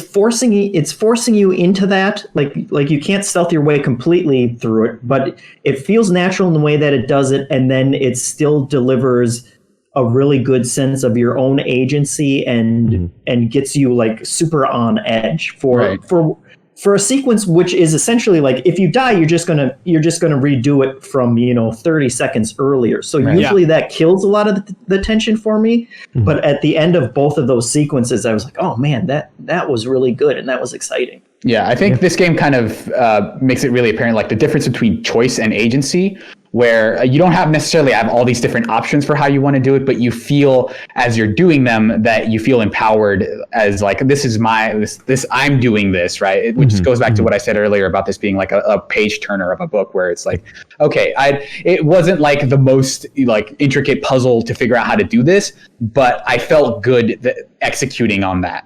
I felt good figuring this out, Yeah, and it ties into, I think, a lot of, even outside of the more openish stuff, but the more wide linear, as Naughty Dog would put it, sections in Seattle where it's so brilliant. Like if that was a gray box, you would laugh at the layout and level design going on here. But the artists are so impeccable that everything looks and transitions so naturally that you really feel like, oh, I'm making the right choice. I'm making the right choice again as I proceed here. And it's not, the classic video game thing of, oh, this section is unbelievably brightly lit.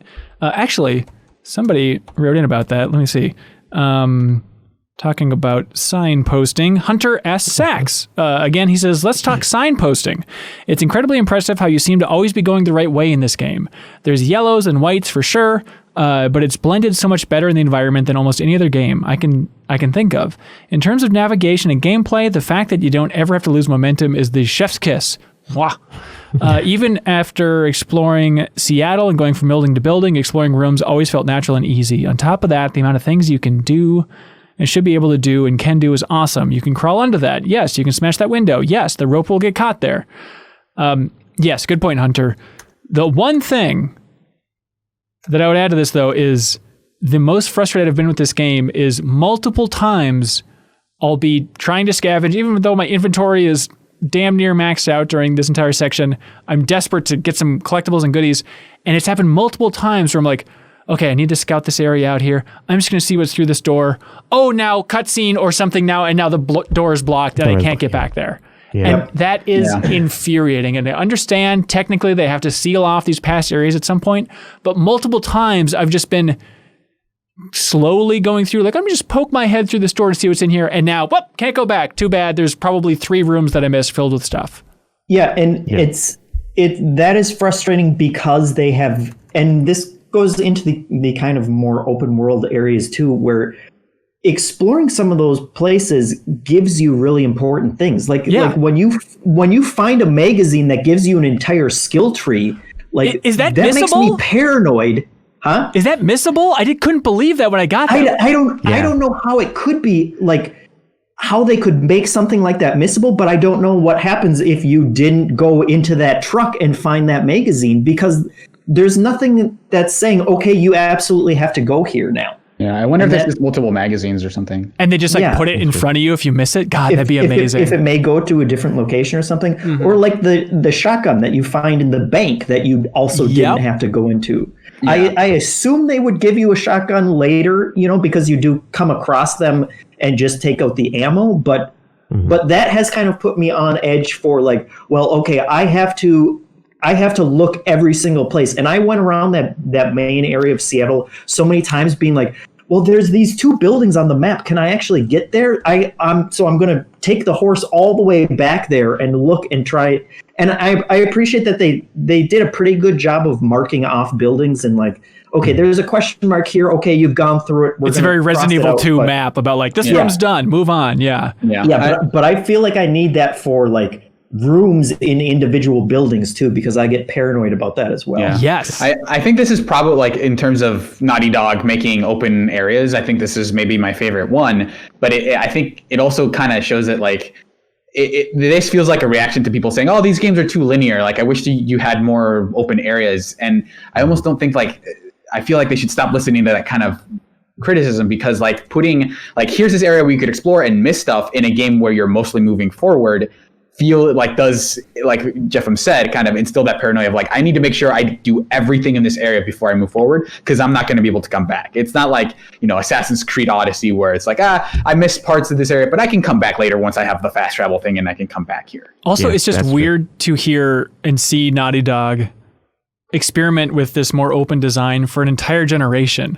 Part of me just feels like, we've been toying with this. Uncharted 4, it's like, hey, here's Madagascar. And then Lost Legacy is like, okay, here's that kind of open Jeep section. Okay, now here's this open world Seattle area. And maybe that's fine. Maybe that's satisfying. It just feels like they've been testing this idea of where they can go for an entire generation now. And so I'm ready for them just to rip off that Band-Aid. It's like, just do something different then. Stop teasing us with this different structure. Right. Because I'm like Jeff, and when I left that area then, I was like, I missed the map. I kept trying to bring up my map. Like, I want to see where I am, what I'm missing here overall.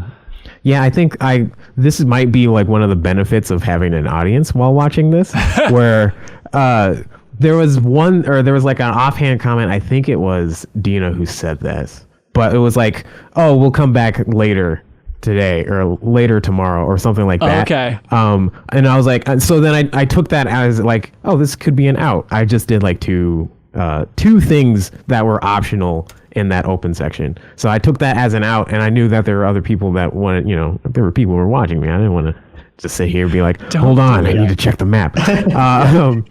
So I was like, okay, I'll use this as an out. And I personally felt more okay not going through and scavenging for everything over and over. And I think that also has made it so that it's a slight bit harder. Well, it's that I don't always have something like readily available. I have to craft it real quick, and then I'll have it readily available. So like, yeah, I do hear what you all are saying. I mean, yeah, it's definitely something where I did do that for, I forget which section. I think it was like when you were Abby, and I just was like grabbing everything. It was like the first time that you were able to do that. I was grabbing everything, making sure I had all the stuff. There is always that disconnect of, all I'm thinking, well, not all, but in the forefront of my brain, I'm thinking, oh, gotta get some goodies, gotta get some shinies. Even when I'm Ellie going into that house and I'm hearing Joel being tortured, I'm like, is that shelf, can I slide that sucker open over there? What's going on? Like, I'm just scouting that place like I'm robbing the joint. But and like the open area feels like this huge encapsulation of that, of like, I think if I were Ellie, I would just want to keep going and get my revenge as fast as possible. But like, I guess we can pal around here and find a shotgun. Also, if I were Ellie or Dina or in this world, I would never stop being prone. I wouldn't set explosions off and have chit chat. I would just be crawling through the grass at all times, shutting the hell up. I would simply not jump my horse on a mine. Yeah, I would just totally... Classic faux pas. In hindsight, yeah. Hey, Jeff, since you scour that open area so much, I wasn't able to cross that kind of waterfall area off. What was there that I was missing? Was there some section? Because I kept wandering around there, and it was like on the map, but it wasn't crossed off. Waterfall area. Like, there was a lagoon over there? I think it was like northeast. There's a bunch of like shallow waterfalls. There's a truck in the water, and I ran around that area for so long, but all right, never mind. It doesn't. There's a way, I think, that if you can, there's a rope nearby that you can grab and you throw it off the side, and there's like a kind of like an elevated platform that you can only get with that rope, and then you swing onto that, and then there's like a stash. I did not get the rope. There it is. Yeah, Damn it. Did you get the plasma gun? Wait, no, why? Did you get the double jump? No, but it's funny because like as much as paranoid as I was about scouring that area, I think that scene with the guitar is maybe the like, and the shotgun are maybe like the two big things. Everything else is just like, just more supplies. Those are like the two big beats that I remember. I think, there's story stuff. But hey, we should go back in time and try to work through this chronologically because there's a lot of interesting stuff in Seattle. But we got a lot to get to here. Cole H says, I was pleasantly surprised to play as Joel and Abby within the first few hours of the game. As I'm sure we'll see more of Abby in the future, do you think we'll play as other characters besides Ellie? Also, the scene where the group turned on Joel and Tommy took me completely by surprise, and I love how Naughty Dog was able to subvert my expectations.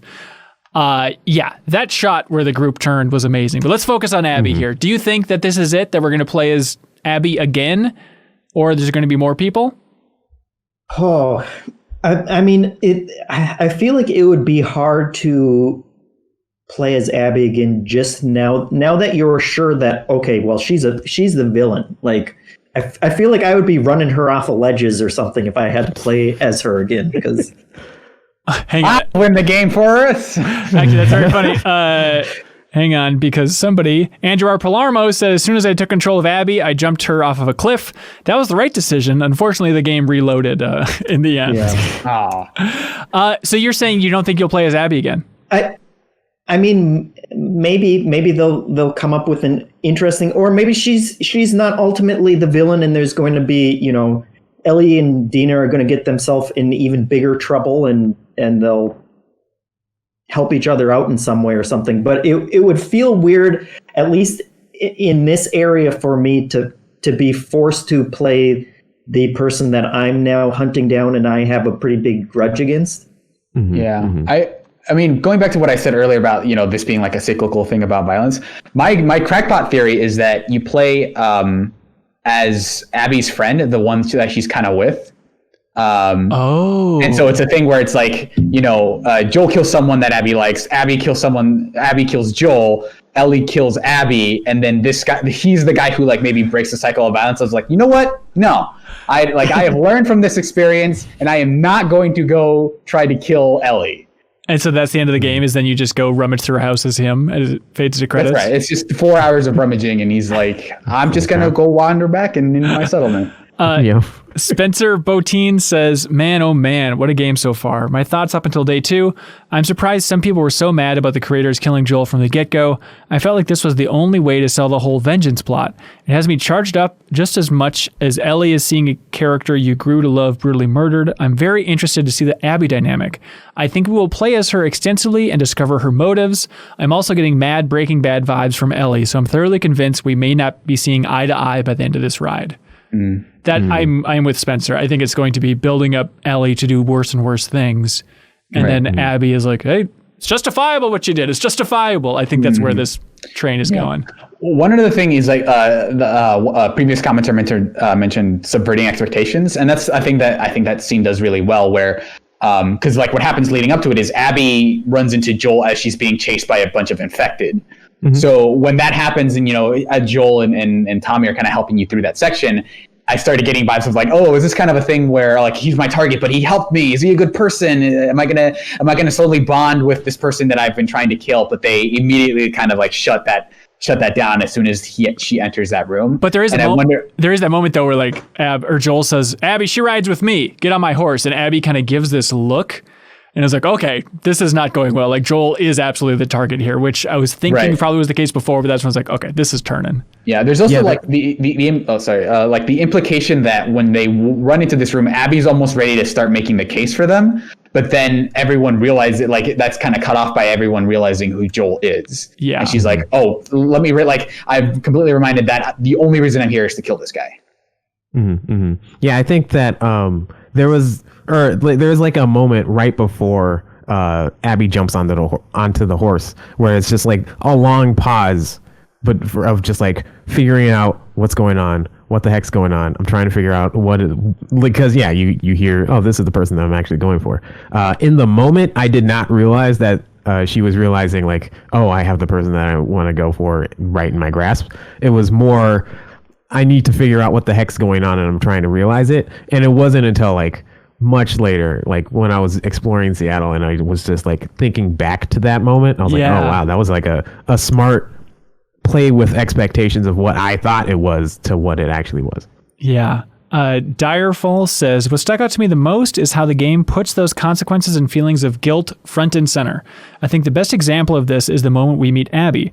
The moment I took control of Abby and I saw Jackson off in the distance, I had an ominous feeling. I didn't know exactly what was happening next in the story, but I knew that whatever I was going to do as the agent behind Abby's action, it would probably result in harm to everyone I had grown to love. The sequence seems to have a dual narrative effect. At once, it makes the player complicit in the actions of Abby and her gang, but it also serves as the basis for feelings of guilt later in the game as you fight your way through the WLF. All of this is to say the major plot beats of Part 2 seem to be expressed to the player through the feelings of guilt, suffering, and sadness. Do we think this is an effective narrative device? Yeah, for sure. Sure do. Like I remember at some point, Will Wright was talking about the emotions that games can convey compared to any other medium. And he said, what we have on every other medium are pride and guilt. That's all we got. So we need to lean into it. So I love the idea of Last of Us playing with maybe both those, but specifically the guilt. And I like that the dual layer of it, because I definitely had that. Maybe it's because I'm trying to get smarter than the game and get ahead of the game and thinking that like, okay, I'm going to be on Abby's side at some point soon here. And so as you're killing the WLF in Seattle, I had the same thought as Direful of, okay, I'm extra sympathetic because I have played from that side and I know that they're not all scheming monsters hanging out in that cabin there.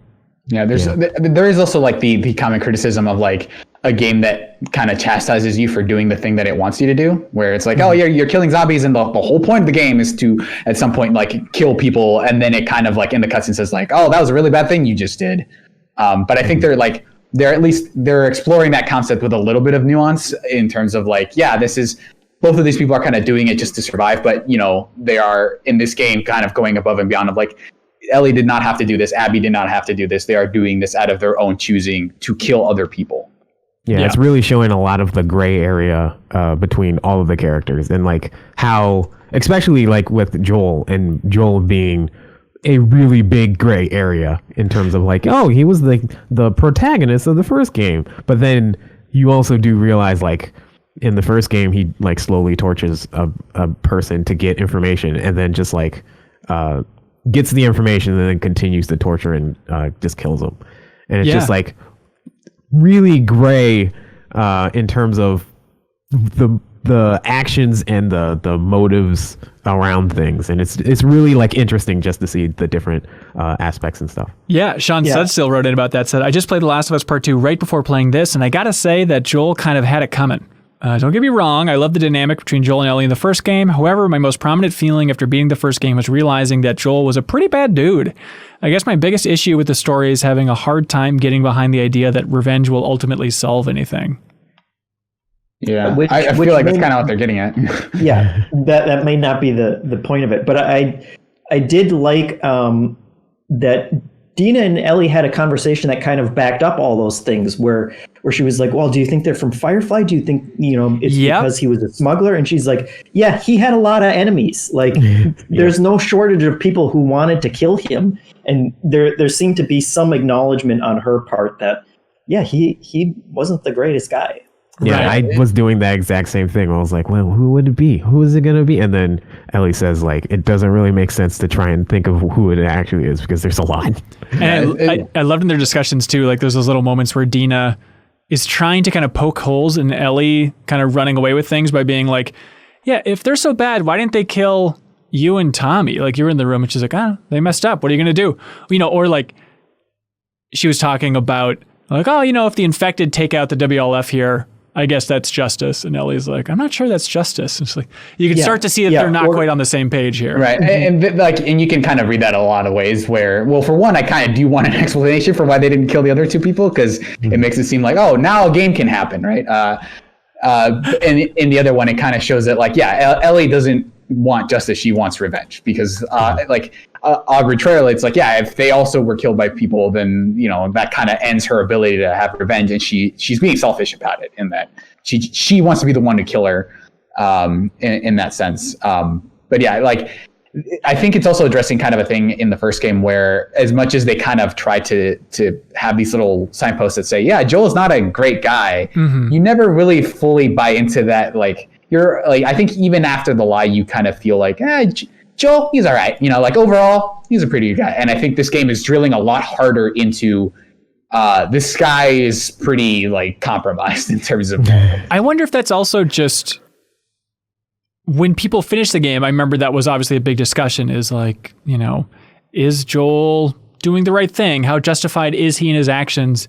And I wonder, as time has gone on, he's become a little bit more of that PlayStation mascot Joel. He is our protagonist. I think maybe people kind of forget how murky things were, outside of was Sean that just recently played that.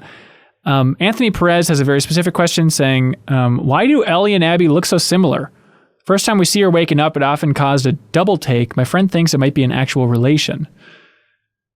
Any thoughts on that?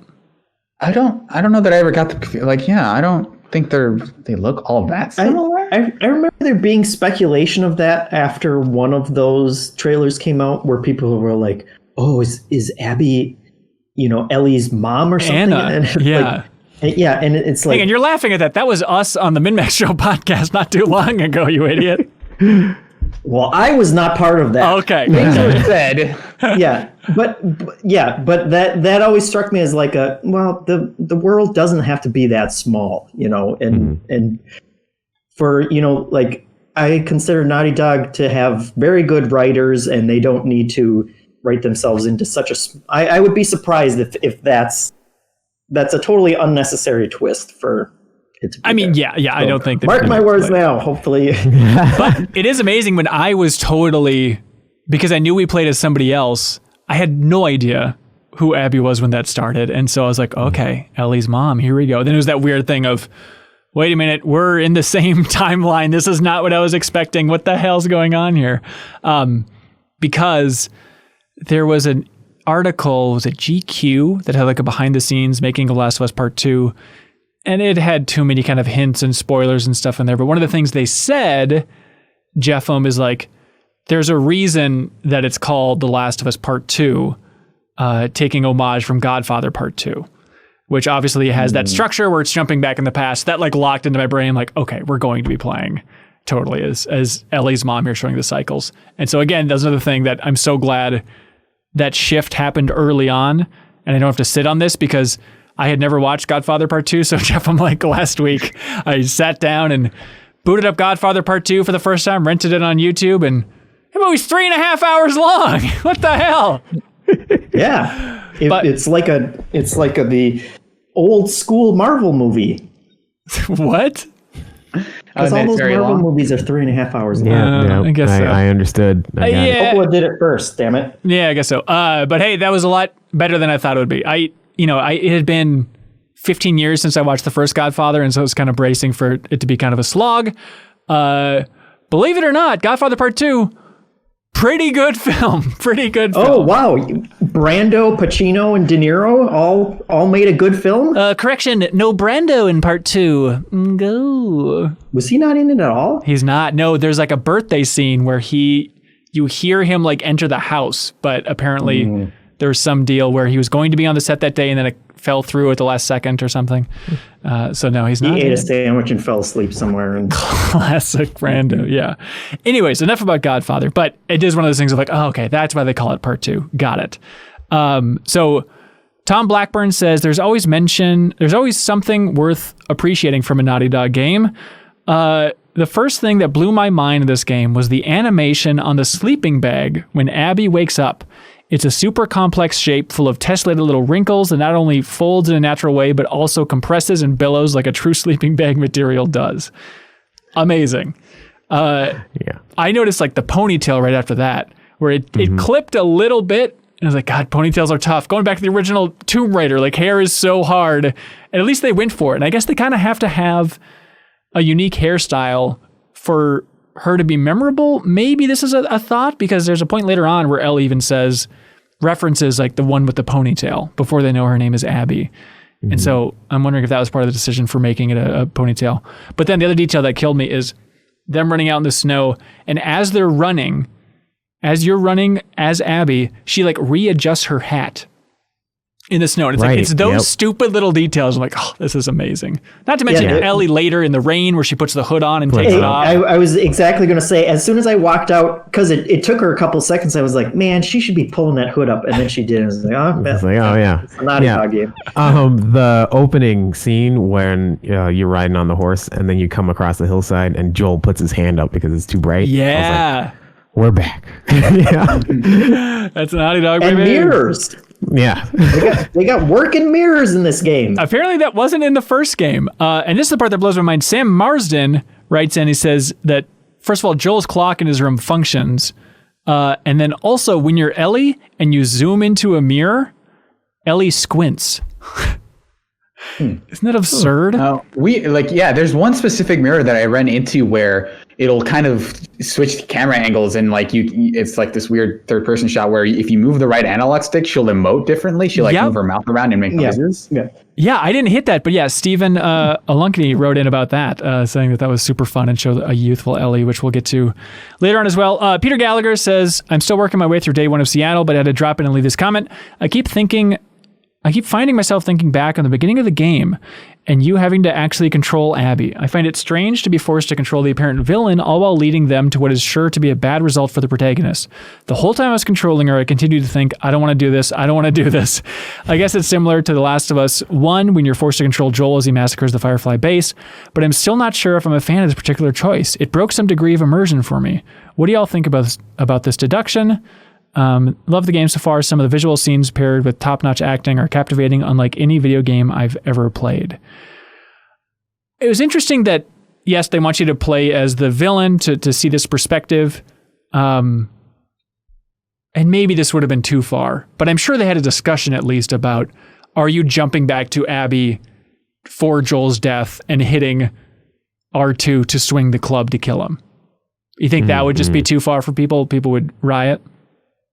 That would definitely be too far. Like I said, I feel like the reason that it worked for me was because it wasn't crystal clear at that point that she was a villain. You just knew that they were coming to this place and they were going to go interrogate some lookout, folks. And so at that point, I just felt, I don't know what her deal is. It feels very ominous, but yeah, that's why I think it would feel weird for me in the future too. If it's like, now I know that she's a terrible person. I don't want to be running around with a golf club as a melee weapon, helping defend her. But we don't know that she's a terrible person. Yeah, that's true. Yeah. Joel ain't no saint. Yeah. Surreal? No, the only inclination that you get about Abby is that like she has to be told to kill Joel because she wants to keep like attacking him. Like she wants it to last longer. That's kind of like the only note you have besides the fact that she wants to kill Joel. Yeah, and the other people in that room all felt like they were looking at her like she was going too far, and she certainly seemed like she wanted to kill Ellie and Tommy, and it was kind of the other people that were like, hey, like let's just get out of here at that point. So yeah, she's certainly extreme, but then also everything that Ellie certainly seems to be going down that path too. And that's another one of those conversations with Dina where she was like, yeah, what if you catch them and what if they won't talk to you? And she's like, yeah, I'll get them to talk. And Dina seems as worried about where Ellie is going as well. Yeah. There was a moment in a little later when we come across WLF people, and then like after an encounter, there's one person that like there. I guess you can this can happen a couple of times, but there's one person that cowers in fear and is like, "Oh, don't do this, please," and you have no choice but to just like brutally massacre this person with either a melee or just shoot him in the face, point blank. And then Dina's like, "Geez, like it's clear and obvious. Like Ellie is starting to just be like, yeah, I don't really care. This is it." Yeah, Elliot Tons writes in, he says, so far I love the game and I've been driven by the story of revenge, but part of me is worried how long this will fuel me. After the TV studio section, I wondered if I'll get to the point where the killing of other humans will get harder and harder, especially as the game makes a point of having the human AI yelling for their friends' names when they die. Yeah, that's brutal. I am not a fan of gore. I don't like killing. And yeah, knifing all those people in the throat and the gurgling sounds. So many gurgling sounds in this game. Like it's tough to play through at times. It's almost to the extent where it's starting to get a little repetitive even now, where like I remember that last encounter in the TV station, I definitely had that stealth game thing of like, okay, kill a body, someone walks in, hey, there's a bot, and they die, and it's like there are like 7 people in one room that I have managed to kill. Steve, Jacob, Rebecca, yes, is everybody getting so in line. It's like at some point it's gonna like if they lean really hard into that. And also have a ton of encounters, I feel like those two things are going to conflict where they're like, we want you to feel really bad about this thing you've done, 500 times by the end of this game. And so it feels like this weird, like, no, let's have you feel really bad about like the one of the core mechanics in this game. But I think that's what they're going for. Not the fact that, you've done it 500 times, but feeling bad probably about just the path that Ellie's on. Yeah, I think that's naturally what they're going for. But at the same time, Prestonanacron says, I can't wait to make Abby pay for what she did and the rest of her crew. I hate all their stupid yet amazingly well-rendered faces. I've never been this motivated to kill the bad guys in a video game before. So yeah, which is probably a good sign that it's going to get more complicated too. Yes. And yes. I made the same note that like that is how you set up a villain for a game, by kind of walking you through those situations. But I fully expect them to make that a much less black and white and really make you question a lot of those. And I also got the feeling during this section of like, man, if it's just a revenge tale, like I will probably get get tired of this gameplay. But they've jumped around so much already and kind of introduced new twists that I expected to get more complicated. Yeah. And more interesting. Well, hey, the biggie here, Maceface, just says, how do you feel about Joel's death? Thinking about part 2, I figured he was going to go, but wow, that scene made me put down the game to think about it, and I did not expect it to happen so quick. Charles, super fan, what'd you think of that? I echo a lot of the people who wrote in and was like, the moment that it happened, it didn't impact me as much as like going through and seeing the watch, and then seeing like, oh, this is it, and like I guess I have some like hope, like, oh, maybe they'll have some type of tie-in in the future and he'll show up and or something like that. But I was like, no, he's dead. He's gone. And it's like that kind of thing is it's definitely like a super impactful thing. And it didn't motivate me to be like, all right, revenge tour. But like it was like, it was weird and odd because you go through an entire game with Joel and like him going through all of that with especially in the winter and stuff. I wonder if one of those reasons it didn't hit people, I mean, obviously it hit a lot of people in a big way, but for the people that kind of like, oh, it's kind of like a soft morning of going through his house before it really hits you. And I wonder for those reasons, and it's one of the reasons that I think is so interesting and well done, was how like not special his death was in a way. It wasn't like, I'm going to hold the door for you, Ellie, as the music swells. It's just... club to head, not even like his head explodes as some definitive thing, just like clunk, gone, not moving on, but just it's so not glamorous for a hero's death. Yep. I think it's amazing. Yeah, and I think that does get at the fact that that does fuel Ellie. Like, I'm not saying she watched that thing and says like, I didn't die well enough, but it kind of gets across the idea that like she feels like that it feels like an outrage for that to happen, and she wants to get revenge for it. And they also spend they do spend a lot of time, like there's this weird tracking shot towards the end where they're kind of spinning around the room as it happens, and that feels like this thing getting set up of like, okay, they're gonna kill him, right? So just the way that shot is oriented kind of tells you like this is it, even if the actual like events in that actually happen aren't super impactful. They do make a big deal out of it through that one kind of tracking shot that they do right before she kills him. But I guess it also didn't necessarily hit me super hard because of that, and also like I guess my expectations of it, because everyone says, oh, this is such a brutal game, going ahead of it. That was like the thing that I heard. So like in any scene where something is about to happen, I'm always kind of just expecting the worst. It didn't hit. Other scenes hit me harder throughout this sequence. But Jeffem, where are you sitting with Joel's death? Basically in the same spot. Yeah, I had been trying to look for the word, and I think the word is unglamorous in terms of just there's nothing honorable about it. There's nothing special. It's just and it feels authentic to this world. I think where it's not like. People die all the time, and people are murdered all the time, and for many different reasons. And Joel had it coming, and so it's just kind of more sad than shocking, I guess. Yeah, and I appreciated that. But then also going through his house was when it really hit home, and you kind of start feeling that loss for this character that you spend a lot of time with. Yeah. Travis writes in and says, Joel's death had me feeling like a 10-year-old watching Wilson float away from the raft in Castaway, utterly devastated. Regardless of how the story unfolds, one thing is for sure, Naughty Dog raised the bar in storytelling and character development. Nick L says, I understand why Naughty Dog killed Joel, but so far I don't think I agree with it. And this kind of ties into what you were saying earlier, Serial. Not because he's a better protagonist or any other dumb reason. I know this is Ellie's story, but because I don't see the lie that Joel tells Ellie at the end of the first game resolving this in a significant way with him dead. And that's where I think they can still expound on that from other They very clearly have like a plan for that particular thing to fold out. I mean, I'd be kind of disappointed if they don't, but this makes me curious as to how they plan to go about it.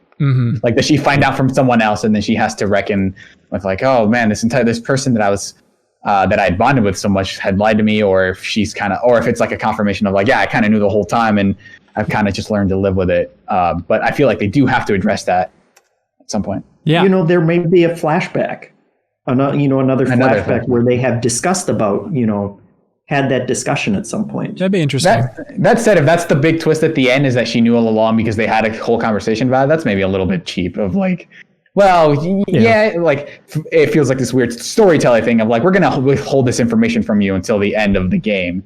That would feel maybe not that way, but I think that, not to jump too far ahead, but the scene in the theater where she sits down with the guitar, and then it just kind of naturally, you can tell she's thinking about Joel, and that naturally flows into a memory that she had of him previously. I could see it being addressed that way, maybe, or something. Yeah. Jared Duddy wrote in, finally doing it, saying the name. He says, having avoided the leaks and general online discourse about the game, I can't help but silently wonder if Last of Us Part 2 pulled off the Metal Gear Solid 2 style twist by using intentionally misleading marketing to hide Joel's death. Do you think we're being Metal Gear Solid 2'd right now? As I'm playing this and as I'm playing as Abby, it's like, am I getting Metal Gear Solid 2'd? Is that what's happening right now? Did they do it? Is that what they've created? That you play as Abby for the rest of the game? Is that? No, just from playing as Abby, at least in the beginning, and then having Joel die and maybe that misleading marketing. Is this similar to the classic move? I guess I didn't watch it like a ton. I saw the one that Joel is in, but was he in a bunch of the other stuff? Maybe it is just that one, like his reveal thing. Yeah, in Seattle. When they come out and say this is Ellie's story from the beginning, that it's not that upsetting of a twist that I'm going to be playing as Ellie most of the time. But you're not. What if Ellie goes down and you're playing as Abby? That would certainly be quite a surprise. That would be closer. But if that happens in this next section, you can expect my head to blow up. Oh my god! Oh my god! Wait until you're on camera though. Yeah. We gotta get that GIF, dude. Bob Buel has to capture that GIF immediately. Matthew Woksh says, unbelievable animations in the game, specifically the way Ellie walks after Joel's death scene. The subtle change in her gait and her slumped shoulders conveys everything. That's amazing. Seth Puddle says, obviously the big topic here is going to be Joel, and while his death was shocking and sad, the truly heartbreaking part was reading Ellie's journal afterwards. She debates whether she made it harder for Joel by being there and watching, or if he was simply glad for the company as he died. This hit me in a way that no game has really managed before. The Naughty Dog team are truly masters at their craft.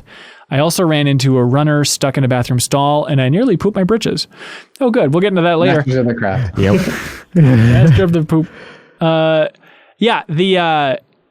The idea of Ellie watching it and going into that room, I'll need to watch that scene again. And this is stupid. They're telling the story. They're going to do it any way they want. But I remember being disappointed by Ellie going into that room, not just ready to kill. It felt a little bit like she was caught off guard. And I liked the storyline in my head, at least, of at this point, Ellie is just like whip smart, crack killer, murder machine. Exactly. Mm-hmm. Yeah. But Patrick O'Connor says, Joel's house was the part that hit me the hardest. It's basically an interactive grieving sequence. Seeing his wood carving blocks, the guitars he built, Ellie's sketch, etc. floored me. Also, noticed that he had a cowboy hat on the rack. I thought it was just a random asset, but then after the museum scene, I like to think he kept one around. Very good note. Ben Cooper says, the first detail that I love is the incredible world building by Naughty Dog.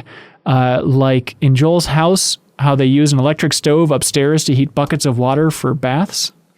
Very good. Holden Hint says, I was destroyed when you choose to go into Joel's closet and she smells one of his jackets and then presses her forehead against it. This is such a powerful moment of exploration.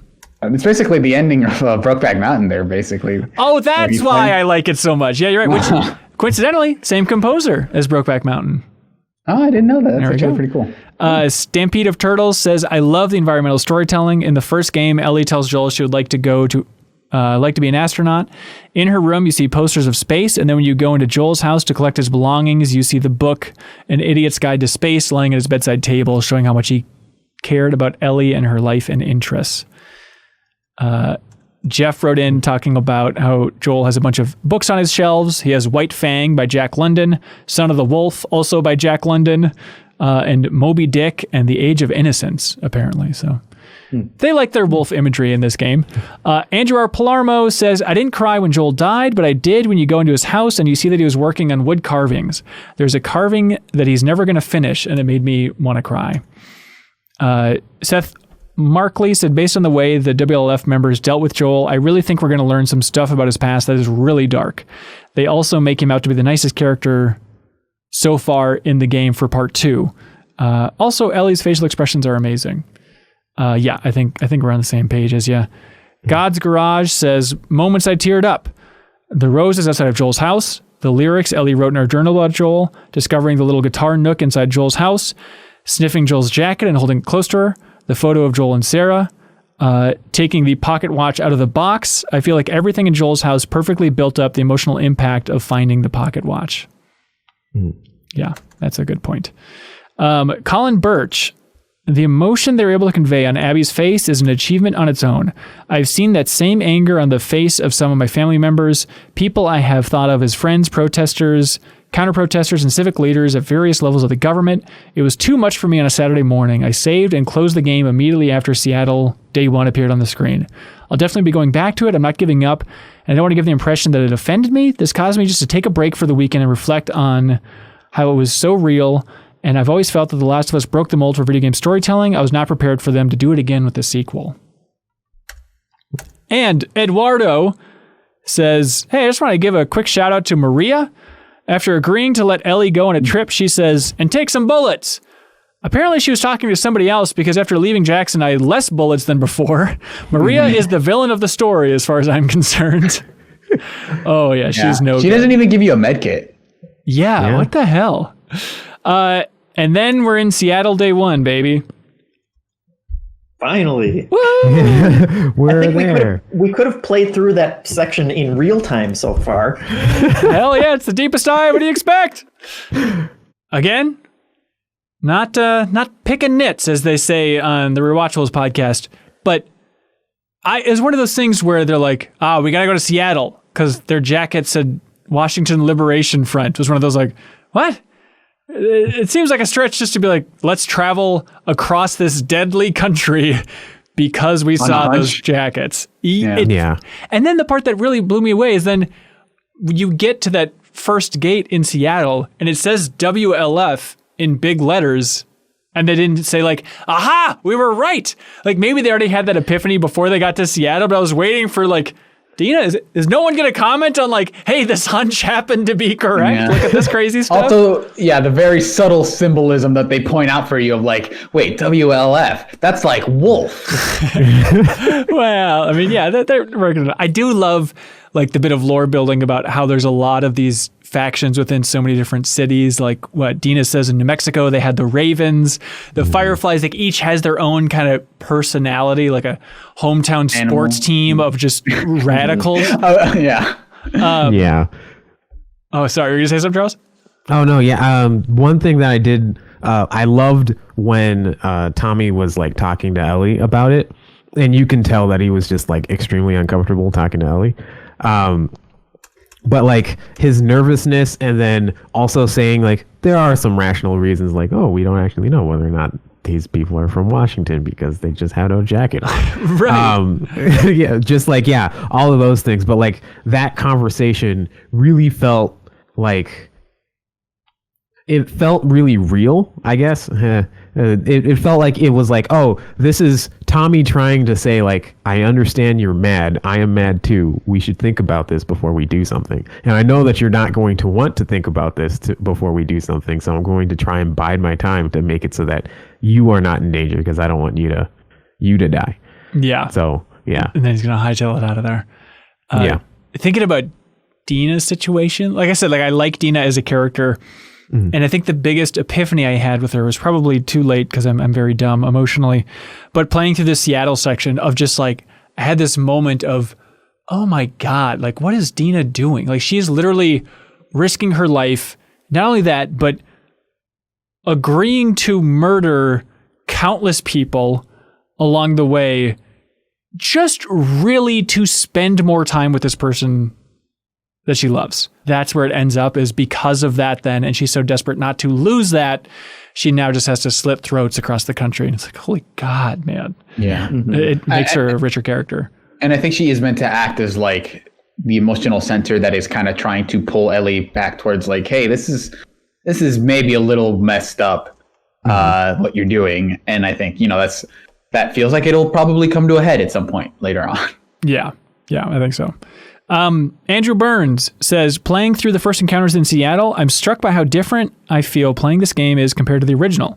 In the first Last of Us, I always felt like I was fighting to survive and would avoid encounters altogether if I could win, or if I could. In this game, after what these people did to Joel, I feel like I have become the hunter.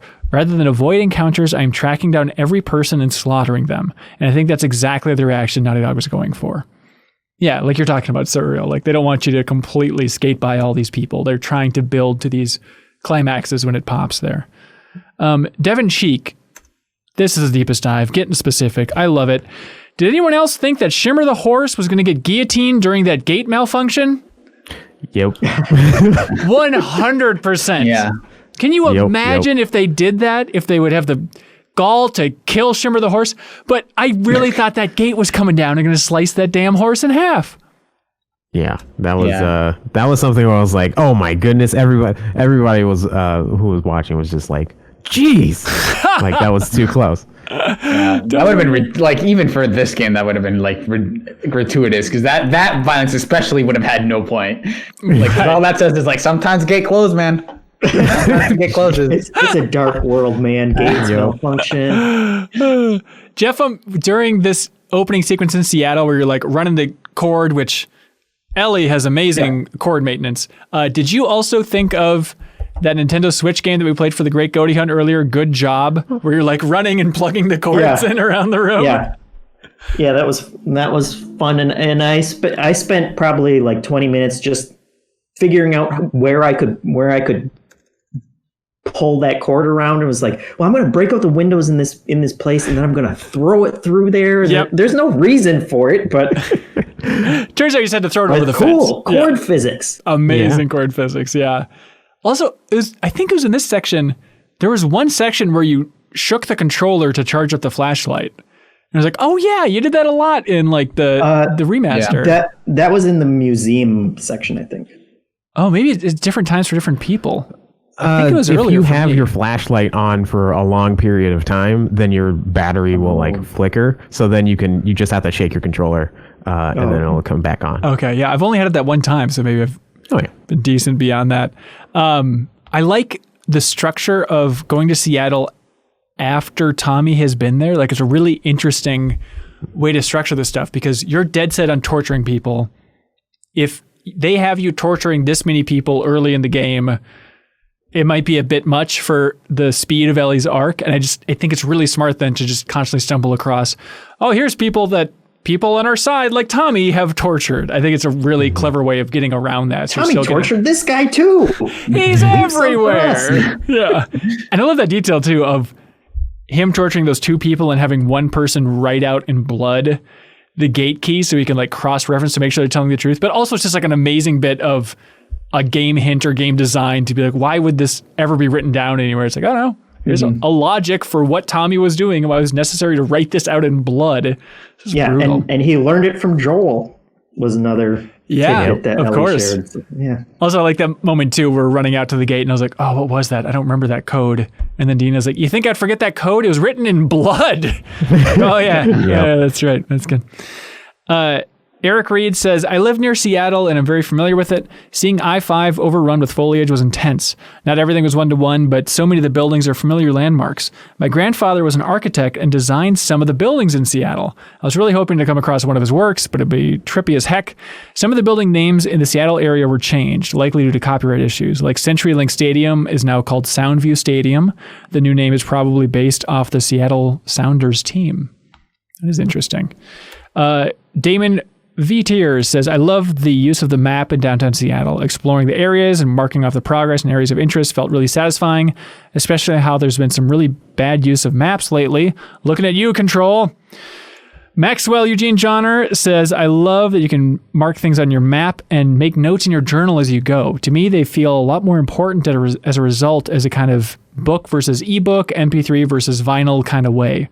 Like I do like a physical tactile map, and paper is like a weird thing that games have trouble with, but I think this game, like just the physicality of that map, I think works really well to I kind of can't wait to pull out my map and see it again, so I can it feels this weird powerful physical object that just lets you see what's around there. Yeah, which is cool. Fred DeNovo says, number 1, that's a cool way to justify a video game map, actually pulling it out to look at it each time. Number 2, after opening the map for the 5th time, I wish the map opened quicker. Number 3, oops, I accidentally opened the map for the 50th time. Yeah, I still liked it all the time. It wasn't too bad. Joe Halaska wrote in saying that he's a lawyer and he was fascinated by the courthouse in Seattle, and that he was zooming in to check all the paperwork in the judge's room to make sure they're all accurate. And he said they were pretty close to the correct paperwork and books that they would have in a judge's room, which is very impressive. Do you think that they used some of that Gone Home tech to scan physical sheets of paper? Because a lot of those notes look like they're handwritten. Versus hey, we came up with a font that looks like someone wrote it, but all the G's look the same. So I wonder if they just literally had someone handwrite those notes and then scan them in. Yeah, and so then who has Ellie's handwriting? Yeah, who's the handwriting actress for Ellie? Yeah, I feel like I saw a tweet from somebody where they said, maybe it was another game, where they said that they were the model for the handwriting. I think it was Uncharted 4 even, actually. That's still... We've done a lot of it in Naughty Dog games, but it still is satisfying to be like, oh, I wonder what they wrote in that journal. I'm going to read through this, and then trying to figure out, do I read this in the natural, or do I go for that PlayStation text option for everything? All these notes, I feel like that's a fun... You got to look at both versions of it to get the full sense of what's being conveyed here, I try to do the physical version when you can. I always when the lettering is super clear and obvious inside of on the handwriting version, I always switch to the text version and be like, oh, that's what it was trying to say. Nah, you got it. Charles, what was your favorite thing that you found in the open world Seattle area? I think that my favorite thing was probably inside of the... Well, it wasn't found. It was just a moment. It was inside of the courthouse, and it was the first time where you had a swing back and forth, and their and their dialogue and banter between that was something. And then something that my brother said was how does she know that that'll hold her? She didn't look up. She was just I'm gonna do this, and then that I guess I could have looked up. But I didn't. Ethan Poe says what really stood out to me was a scene in the downtown Seattle synagogue with Dina describing the importance of her Jewish faith as it relates to carrying on through this brutal reality. As a Jewish American, the scene was really impactful, and it's the only time a video game has reflected on Jewish identity that directly. It comes up in the Wolfenstein games, but it's really nice seeing such a big part of my life depicted honestly and not in an Inglourious Bastards kind of way. Anyway, Dina's the best. So far, I'm loving the game. That was an interesting section to have her talking about the Torah. Neil Druckmann grew up in Israel, so I'd imagine has some deeper connections to him overall. Let's see. Sergio, did you have a favorite moment in the open world Seattle area? I don't know if it's specific to the open world, but I think so far my favorite thing in this game from a gameplay perspective is being able to crack safes. Oh yeah, because you can actually you don't even need the combination for anything. You can just tell by the clicks as you're moving the dial around. I tried that because I thought I saw that on Twitter and I was trying to do it. I couldn't quite get it. Is it really quiet? It's really so I was wearing headphones and I was glad I did, to the point where there's a safe in the bank, and the thing that kept bothering me was that Dina kept moving around. I almost audibly said shut the f*** up, Dina. I'm trying to crack the safe. I was literally doing this and moving the analog stick up and down, waiting for okay, did that sound different? I think so. And I was able to crack 2 safes without the combination so far. Wow. And, which I'm actually that seems that's my favorite thing mechanically so far. That's awesome. Amazing. Regular Captain Stubbs 1 from our community. Right. Lucy Yearwood wrote in and says, hey, Ben in the CLCs, did y'all notice the first couple safe codes were 0713 and 0451. Thought the first one was cute as it's the launch month and year of the first game. But does Naughty Dog consider The Last of Us Part 2 to be an immersive sim? Because it has the 0451 entry in there. It's just like, it's the Wilhelm scream. Like, you got to put it in if you have code somewhere in your game. Forget the specifics on whether or not it's from that history, that Looking Glass lineage. On the bank front, Michael Archer says, I was highly impressed with the sheer amount of exploration available to the player, and more importantly, how time is not wasted, specifically in the area in which you need to get gas to power the generator. A simple errand of getting gas turned into an adventure of learning so much about the history of the environment. But the story of the bank robbery on Outbreak Day really sold it for me. It was a simple story told through the environment of a bank and a lonely robber who was forced to take his own life after being bitten and being double-crossed by his fellow thieves. The game's environmental storytelling is second to none. I like that where Dina and Ellie are just like, oh my God, look at all this money. In the old world, we'd be rich. Then you realize it's weird that in this society, there's zero form of currency. Is that what we're... Not that we've seen, yeah. Yeah, not that we know of, yeah. Bizarre. Tyler Carver says, when you enter Seattle, you can find a bank with a safety deposit box in it. Once you open the safety deposit box, you can find a ring that reads Sic Parvis Magna, which is the ring that belonged to one Sir Francis Drake. And that ring was worn by none other than Nathan Drake. So did Naughty Dog just connect the universes? Who knows? P.S. This game is really good. Jeremy C. loved the Nicotera Easter egg on Ellie's pistol, paying homage to Greg Nicotera. It's like a special effects guy from the film industry to like Dawn of the Dead and stuff. Night of the Living Dead, I should say. Same goes for the PS3 Easter eggs and Nate's Sic Parvis Magna ring Easter eggs. Not exactly sure how this ring still exists. If I remember correctly, it was lost in the Uncharted games. Can you clarify this? It's just a fun thing. Don't worry too much about it. Everyone's being cool. It's not canon unless they want it to be. That's right. Antonio Labradee says, I really like the universe that Naughty Dog created. One such example is the wanted posters in Seattle for Emma and Jason Peterson. You subsequently find a list in the courthouse that has them listed as traitors with their names crossed out. That's so fun. Antonio says, finally, I want to talk about some of the technical issues I've had so far. I've had a lot of clipping issues, especially with the horse. I also cannot tell where I'm supposed to explore. This led to, at one point, to me falling off a box into a bush and becoming trapped in the bush. I had to reload my save. I wish I didn't try to create this quasi-open world experience. Does anybody have any tech issues? A couple of like clipping issues here and there, like seldomly, and then I do echo a little bit on sometimes I get a little confused because like I didn't see something, so I didn't know where to go, or I'm not entirely sure where to look and whatnot. But the hint system's pretty quick. Oh yeah, the hints, and it's really nice. It's really nice, especially when like Dina's like, oh hey, look over here. And it's like supernatural because we're both looking. We're both looking and we're looking like quickly because we're being chased or whatever. And then Dina's just like, over here, check over here. Right. That's really nice. Definitely. Yeah. Darkfish Days says, in the previous game, I had a habit of pulling out my shotgun whenever I entered a house. Even though encounters with infected were always telegraphed ahead of time with their clicking and screaming, I imagined a threat could be around any corner. And boy, did that habit pay off this game when I entered the coffee shop's bathroom and suddenly a runner burst out of a stall. In that moment, I knew the game was confirming what I merely role-played before. This time, no place is safe. My God. Yeah, that freaked me out. That was a big jump scare. I mean, in terms of jump scares for the section, there's the one as Abby where the guy like grabs your foot in the snow. That was up there. Bathroom was up there. The wild boar in the museum was near the top. The horse exploding, which we'll get to in a bit.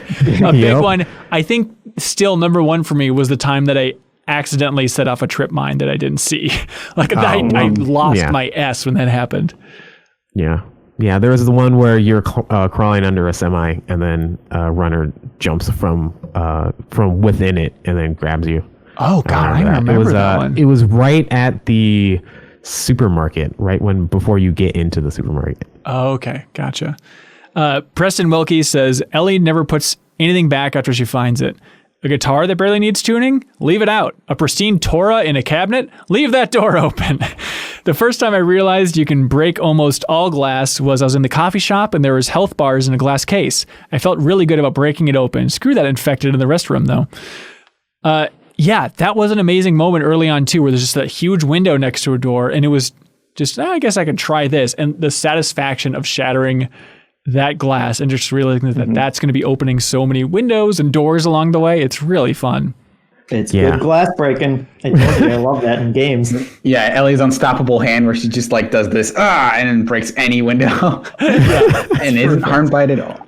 Yeah, I had a funny moment where I broke the glass and then I turned around so I can open the door. And then as I did that, Dina was just like, I'm going to hop through the window. I was like, I was opening the door for you. Why should you go through the window? What was the point? Yeah, marital strife already. They're tearing each other apart. Henrik Jacobson says, I'm loving the game so far. The game has a lot of standout moments so far, but I think the biggest one for me has to be that they actually use the touchpad on the PS4 controller as a touchpad instead of a giant map button.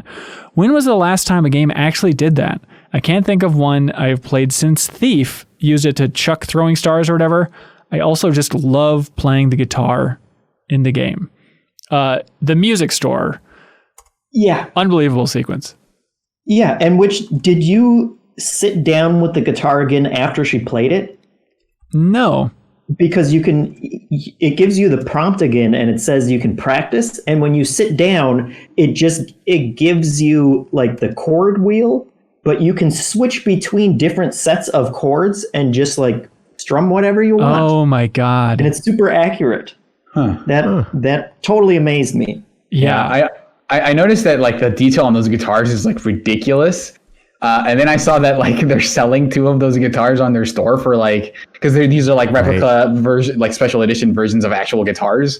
And those are like I think they're like $620, $300 each. Like they're like ridiculously expensive guitars. So it went from like, oh, this is a really cool thing. I'm like, wow, they put a lot of attention. Wait, are they trying to sell me a $2,000 guitar? But come on, that's working the other way around, where it's like musicians on staff are like, I'm sure we got to give this thing as much detail. John Skovic writes in, he says, hello, Deepest Dive crew. You may remember me from such Game Club emails as, quote, when you swing on a metal bar in Uncharted 4, the bar actually bends under Nate's weight. Wow. I do remember that email, John. That was a very fun detail. I remember being in love with it. John says, I feel like I need to emphasize just how incredible the guitar minigame is and how much absurd effort went into making it. Like everything in this game, the detail is just out of this world, especially for something not everyone will even fully appreciate. When you practice on the guitar, you can select any chords you want and strum the touchpad to play them. The crazy part is that it also measures which strings you're playing based on what parts of the touchpad you're playing and whether you're strumming up or down. It's essentially a fully working guitar. There's also a ton of detail put into the fingerings of the chords and the process of tuning that I really appreciate as a guitar player. I spent at least 2 hours in that place in the first practice room at the music shop and had a manual save there in case I ever want to go back. That's amazing. Yeah. What a fun detail. And like the opening shot of the game is a guitar. I think it opens on like that moth thing and it slowly pulls out. So clearly that's a central thing here. But Toby Martin's getting to it. He says, first of all, I love the accessibility options and find the little arrow to tell where to go super useful. I like to go the opposite way to make sure I can explore everywhere. Also, Ellie singing Take On Me when she's in the music studio is my favorite moment in the game so far. I got a DM from Alex from Game Informer the other day and it's one of his favorites as well. Oh, good. This was probably the most emotional moment for me throughout this sequence so far. Like, obviously, Joel's death is huge, but it started and I was cerebral and too stupid and logical about it. Like, okay, that's cool. They're doing a cover and Take On Me. And then just sitting there listening to it, it's like, God, this is hitting me in a way I did not expect. Did anybody else have thoughts on that section? No, yeah, that's sort of where I'm at with it. It just felt it feels almost like doing it at the service that it's optional, but I also kind of like that you can miss it. But it definitely felt like because it feels like such a respite from like, okay, I need to go out, explore, there are all these zombies and having there just be like this moment of like Ellie kind of acknowledging that like I need to take this kind of break and to some degree come to terms with like I have lost Joel and I have got so caught up in like trying to avenge him that I have not necessarily processed what happened yet. And that feels like kind of her first like major attempt after it's happened to kind of sit down with it. Yeah, and then she does it again in the theater, obviously, by playing that Pearl Jam song. But yeah, I think when she first started Take On Me, I was like, I love Take On Me as much as the next person. But at the same time, I was like, what a weird choice. Like, would this song really stand through the post-apocalyptic world? If you're going to sing a nice song around the campfire in an acoustic tone, like one that has really difficult high notes to hit, doesn't seem like the perfect folksy song. It's like undoubtedly awesome song, but it's a little bit like Come On Eileen. Awesome song, but like an acoustic version of it. Is that going to stand the test of time? Just wait. Come on, Eileen. Next section. There you go. Pulling it down. That's what Abby plays? Yep. Yeah. On the drums. Let's see. Mark Delaney says, I love how the game is dedicated to subverting expectations, not just with major story beats, but for example, it'll let you... hang on real quick. I had another thought. We'll get to you in a second, Mark. This is, again, just me really wanting them to be more bold. It's an incredibly bold game, but with this world where it's like, it'd be cool is if she messed up like 30% of the lyrics to Take On Me. Like the fact that she basically is right on, and you can see that cover on YouTube. I think it'd be more fun if it became like the Odyssey and just a story that was retold over time. So by the time she gets Take On Me, it's this weird distorted version of it. Wouldn't that be cool, or is that just going to be confusing for everybody? I feel like if the game were set a little further in the future, that might that might work. But I feel like Joel probably grew up on that song. Like I think he's old enough to have grown up on that song. So yeah, I think she would have a pretty good knowledge of the song from him. Bring, bring. Yes, Gorilla. Boy, do I have an idea for Horizon Forbidden West. Listen to this. Oh my god. Back on me. I don't know what the lyrics would be. It's there you go. on me, but you get the idea. Now that's a take. Blank. Mark Delaney says, I love how the game is dedicated to subverting expectations, not just with major story beats, but for example, to let you gear up and then never give you a chance to use this stuff, like right before you see Joel die. Later, you may think the first open world hub in Seattle is one of several you ride through on your horse, and then the horse dies. The game keeps doing this in several ways. It keeps implying one thing will happen and then doing something else. Also, if we're talking about really small details, I like the way that the drawers slide just a bit clumsily on the rails when you open them. Mm-hmm. Hell yeah. That's what we're all about for the deepest dive. Did everybody see that horse explosion coming, or how'd you all sit with it? It's not. I could have avoided it. No, yeah, that's definitely like a weird, surprising thing. That I think it's more impactful because it doesn't cut to a cutscene, because it almost feels like, oh, I guess there was a mine there, and I'm gonna have to reload the checkpoint. And there was like a split second where I thought that, and then it cuts to the cutscene. It's like, oh, this is a story moment, not like a gameplay moment. Yeah. Stephen Olenik says, witnessing Joel's gruesome murder at the beginning of the game left me so wrecked that when Dina was being choked out after you've been captured by the WLF for the first time, genuinely made me scared to lose her too. We could see how badly Ellie was affected by Joel's loss. The idea of losing anyone else so soon was unbearable, so I mashed the hell out of that triangle button to save her, and I held my breath whilst Ellie made sure she was okay. It was a very effective QuickTime event. That was that crazy feeling of just like, God, it feels so soon to suddenly be captured again and be back in that horrific situation. I mean, it's only been a couple hours, but then Dina saves the day, I guess, by shooting that person out, and you get out of there pretty quickly. Strange Sloth loved their commitment to the time frame of the original Outbreak Day and the fact that there's Halloween decorations all over in the abandoned school where they got captured. Also, I like that as you're murdering all those people in the school, you come across that huge sign that just says bully free zone. Like hell it is. Let's see. Do you guys have any thoughts on that section overall? I thought that like starting off that section, that was a really brutal murder of the captor. I forget his name, but the one who got the scar from Ellie earlier. Right. That was a brutal murder. It was like, wow, that was intense. Yeah, for him trying to be on the nicer end of the spectrum again, because he was his captain. It's like, oh, we got the words from WLF Command. We got to take these people out. And he's like, well, like he tried to slow the roll a little bit, I think. Mm-hmm. And then, they talk so much about scars in this section, and they're not talking about Anthem Serial. This is different scars, but there's like the Seraphite people, I guess, but clearly that's going to be a big thing coming up if they're talking about scars so much. And the like weird feel, her love graffiti art and all that stuff. Yeah. And the fact that they call the Seraphite camp, they call it Haven, which immediately just makes me think of like Metal Gear and Outer Heaven, of course. But so fun stuff being planted already. Andrew R. Palomo says, in the subway encounter, there are humans and clickers in the same area. So I threw a bottle near the humans to draw the clickers over, but it didn't really work.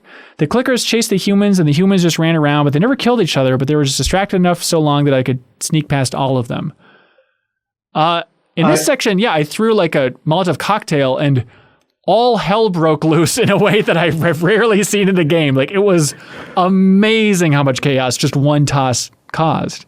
Yeah, it worked for me too. I think I just threw a brick, and it was cool to see how much like the humans moved around. Like a couple of the guys ran into the room I was in and started hiding, and you can see their flashlights going around, and it took a while for the clickers to actually kill them off, but it worked. Yeah, and I was happy.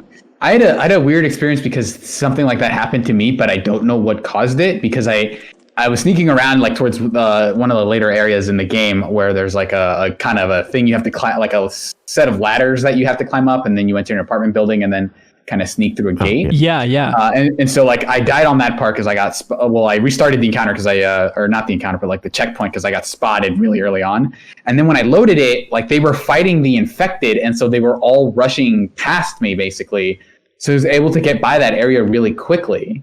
So it's just, I just happened to reload a checkpoint, and like the encounter was like completely different, which is weird to have that happen. Oh, wow. It seems like they know that is the most fun you can have in the Last of Us universe, and probably taking the lessons from Left Behind. I think it was the first time where that was in there, where you actually get to sick the people on each other, and it's just so satisfying just to sit back. I can get used to this stuff. JT Fels says, I'm enjoying the game so far, but there's one small issue I have. After encountering the enemy type, Ellie hears one of the soon-to-be-killed enemies call it a shambler. I get this sort of environmental storytelling is commonplace, but who the hell is spending time coming up with enemy names, then standardizing said name with everyone else in the world? I think Stage 1 infected, Stage 2 infected naming convention makes a lot of sense in the world, but don't understand how each society magically agrees to the same naming scheme of runners and bloaters. What do you think of this completely non-consequential nitpick? Maybe it would be cool to call them something else in the next area that you go to. Oh, like everybody has a different name for it. Like if you want to have a name for it, it's tough. Otherwise, it would just be Ellie. Like, we should call these things shamblers. Like, there's got to be some way to convey that info. Yeah. So having somebody in the distance yell it seems all right. But I also wonder how much of that has to be like, you as a player have to know what you're up against. So if someone says shambler, you have to know what they mean. Mm-hmm. And so if everyone has a different name for it, you're kind of like, well, I don't know what is, if someone had another name for it, you'd be like, I don't know what that is, which they could do an interesting thing with that. But I wonder how much of that is like, well, look, I know that in a real world, like people would have different names for it, but because you have to interact with them, you have to standardize that stuff. Mm-hmm. I want to, clear a shambler's throat more than anything in the world. They're really struggling there. It's so gross sounding. It's like, just cough and clear your throat. A lozenge should be a pickup item that you can just here you go. In their mouth. Lozenges will turn shamblers friendly and they'll follow you around. I love you, Ellie. Ruff, ruff. Braden Summers says, I love the first Shambler encounter taking place in a claustrophobic, dark environment, emphasizing the more horror-driven nature of this game. It's much more effective at emphasizing danger than the last game's introduction of the Bloater, which was in an open, well-lit boss arena. Was that in the basketball court? Was that? Yeah, that was the basketball court. I thought the introduction was cool. I love that feeling. It's a very Resident Evil move of just like the first time you're in a room with some effed up new thing. It's such a fun feeling in games. It's like, it's just right there. And it ties back into maybe the game being easier than I was expecting on normal, where I didn't really have a tough time with them. They do their little acid thing or like the big blast, and it didn't do as much health as I was expecting, I guess. Yeah, like I said, that was the encounter where I was able to just run around looking for the exit, and I just happened to find it, and I was able to get out of there before I ever even fought them. So I didn't have like oh man, it's a new enemy. It's like it's almost like a boss, and so I didn't really necessarily like suffer with that a lot. Gotcha. Yeah, I just snuck around on that one. I had fallen down like through the grate before I had wanted to, before I explored all the way up there, and then I couldn't get back up, so I was just kind of butthurt about that. The entire time I was like, let me jump back up there. There's probably another superhero card up there. Oh, it's so sweet. Never get. I feel like in a lot of the reaction videos or talking about the game on the podcast, they kept showing glimpses of like that red room. And I remember saying all the time, like, oh, that red room, that's going to be pivotal. That seems huge. That seems huge. And then like it was a cool set piece to have these fights and these encounters, but it wasn't as pivotal, I guess, as I thought it was going to be. Unless they go back there, who knows? I really like the lighting in it. It was, I like, especially like, I'm fortunate enough to be able to play the game in HDR. I was like, whoa, look at that. I'm actually using HDR. It's happening. Anthony Perez says, nice little detail Naughty Dog is always great at. If you pay close attention to Dina in the tunnels, she starts to become a bit slower in battles and a little less helpful over time. I didn't notice until I watched the section back with a streamer, but there is an in-game build-up to her difficulty running away from the horde and leading to the reveal about her pregnancy. That is interesting. She says something about like, I'm getting tired at some point there as well. Yeah, she was like, let's rally for a second. Yeah, we should rest or something. And yeah, it's like, just about. Yep. Derek says, this may just be me, but I feel like the story hasn't really found its footing at this point, particularly in Jackson. Something just felt off. I don't know if it was the pacing of the game going from Joel to Ellie and Abby, then back to Ellie, back to Abby, back to Ellie again, or the rapidly shifting tone of those sequences, but it felt a little confused to me. So much so that Joel's death really didn't do anything for me. I felt like the story is starting to level out in Seattle, and I love the museum sequence, but I'm still not sure I'm on board with where things are headed.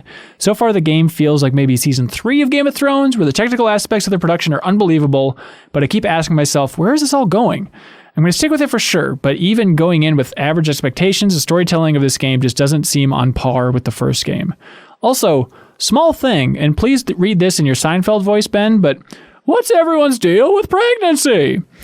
Abby gets angry and goes to murder things when she finds out one of her old boyfriends maybe got somebody pregnant, and then Ellie pops off at Dina when she finds out that she's pregnant. What's going on with pregnancy in this game? I don't know if they have this weird thing about like, pregnancy is just gonna hold me down in this survivalist world. Yeah. Although to be fair, like I think Ellie is a little bit more justified in her anger of like Dina not telling her before they left on this expedition. Yeah. But it is a weird through line. I hope they don't continue. And I mean, you're also going to have to be the one who delivers the baby for that person too. Oh, yeah. So it's just annoying. Like there are no doctors for 9 months, and then you're going to have a crying, screaming baby as you're trying to sneak through all these areas. Oh my God! I guess Bad you're right. News. That is just like a death sentence, isn't it? Mm-hmm. Yeah. So unless you're in Jacksonville, you know. Sure. Yeah. Yeah. If you have like an actual society built around it, but if you're just scavenging like Abby, you're screwed. Maybe you can use the baby like the ultimate glass bottle, though. Just go set it down on one side of the room and just use it as a distraction. You'd go and pick it up later, Surreal. I'm not a monster. Well, what you do is you tie the baby to a parachute and you just chuck it up and then it'll float down. And as it's crying, the monsters will rally around it. But you build this little barbed wire fence around the baby. And so none of the zombies can actually get to her. That's really smart. Really smart. Yeah, it's weird thinking about Death Stranding as well, being so pregnancy, baby focused on a storytelling level, and who knows how much it's going to factor into the rest of this game, but it is interesting that 2 PlayStation games within the last year, like, you know what? Pregnancies. They're an interesting storytelling thing. But to his other point, it does feel weird, like, this doesn't so far feel like it's going to be a 30-hour game, which is sort of where a lot of people's estimates about the length is. This feels like it's gearing up to be like a 16 to 20 hours, so I'm like a little wary that maybe they might just like have either too many twists or like this is just going to go on for a while. But kind of a little bit echo his sentiments of like, I'm not totally sure what the arc of this game is going to be quite yet. Yeah, I think that this game doesn't have the fortunate, like it doesn't have the structure of the first one, because the first one you had a concrete goal, like get to this place. Yep. And you knew that overall how you were going to get there is to go get to that place. But this is more of that revenge tale. So it's how are you going to be going about doing that is more like it's more vague, but you're still motivated because you saw a death. And so you are following the lead, trying to get to Leah in the TV station. Mm-hmm. This is maybe too focused and weird, but the photo that Leah took, where she's like, maybe this will tide you over, and it was her just like taking like a topless shot.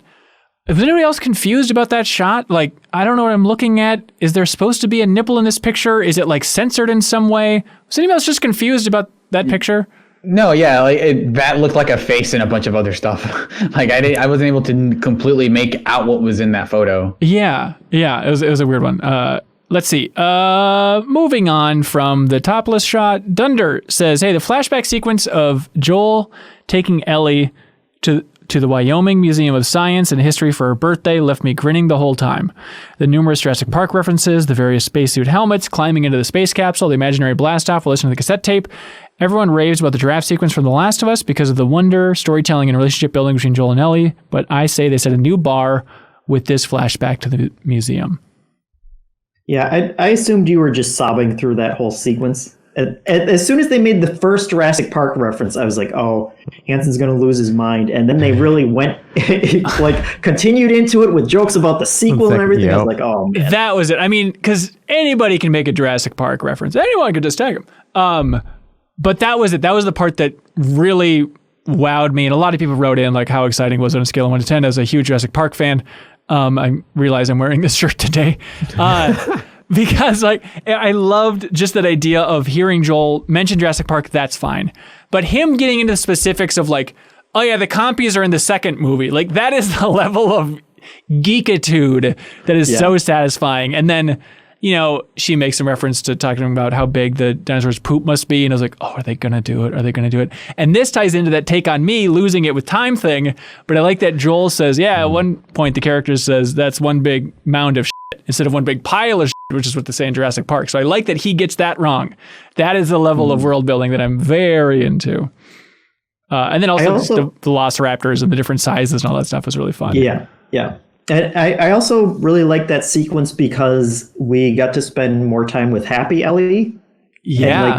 And like the tone shift there, I was really surprised by her tone up until that point. Like she jokes around a little with Dean and stuff, but you can tell that she's just kind of this broken person at this point. And I forgot, and even her interaction with Joel at the beginning, it was nice to see kind of peak Ellie and Joel again and how much fun she's having. You really needed it. Yeah. Phil S. says, I absolutely love the timing of the flashback sequence. It was so weird to see the Ellie that I remember from The Last of Us Part 1 when she was so much more playful compared to how angry and reserved she is now. Also, the cannonball animation when she jumps into the water is perfect. Yeah. Caleb Bone kind of ties into that. He says, what is the deal with Ellie? I'm sorry. What's the deal with Ellie? The flashback to the museum shows a stark contrast to her older, present-day self. The most emotional I've got during this time was the liftoff sequence, but Ellie has been conspicuously missing her trademark wonder and love of bad jokes in this game. I know Ellie has been through some stuff in that 4 years, but I miss the old Ellie a lot. Will we see this change occur more in flashbacks? We were talking about it a little bit earlier, but does anybody have any more thoughts on how they're going to kind of make that transition? Yeah, I think that they're gonna do that more in flashbacks, or maybe even just people talking about what happened, and then having like those kind of discussions on, oh, these are the reasons why Ellie no longer is as filled with wonder and such. Yeah, Witty Nickname here says that he's realizing more and more that hey, what we have here is a non-chronological story unfolding with the amount of trying to figure out where things are at, this flashback here, but then also the Dina kiss that we talked about earlier on. So things could get complicated. Joe Zwok says the space capsule sequence was really moving for me, although I don't understand where Joel would have been able to get a cassette tape with that recording. Yeah. I mean, he mentions like it was really hard to find, but yeah, I don't even know where I would go about getting something like that. Yeah. Now, like, if it's like, all right, gun to your head, Serial, go find a cassette of the Apollo 11 launch. Like, I would just maybe go to Houston and try to go to NASA directly. I don't know. One cassette, please. Yeah, it's worth it just for that amazing moment. And, as they're walking around the observatory, it felt like I think in Woody Allen movie Manhattan, I think they go on a date at a museum. It had a little bit of that vibe to it. but not so romantic, I guess.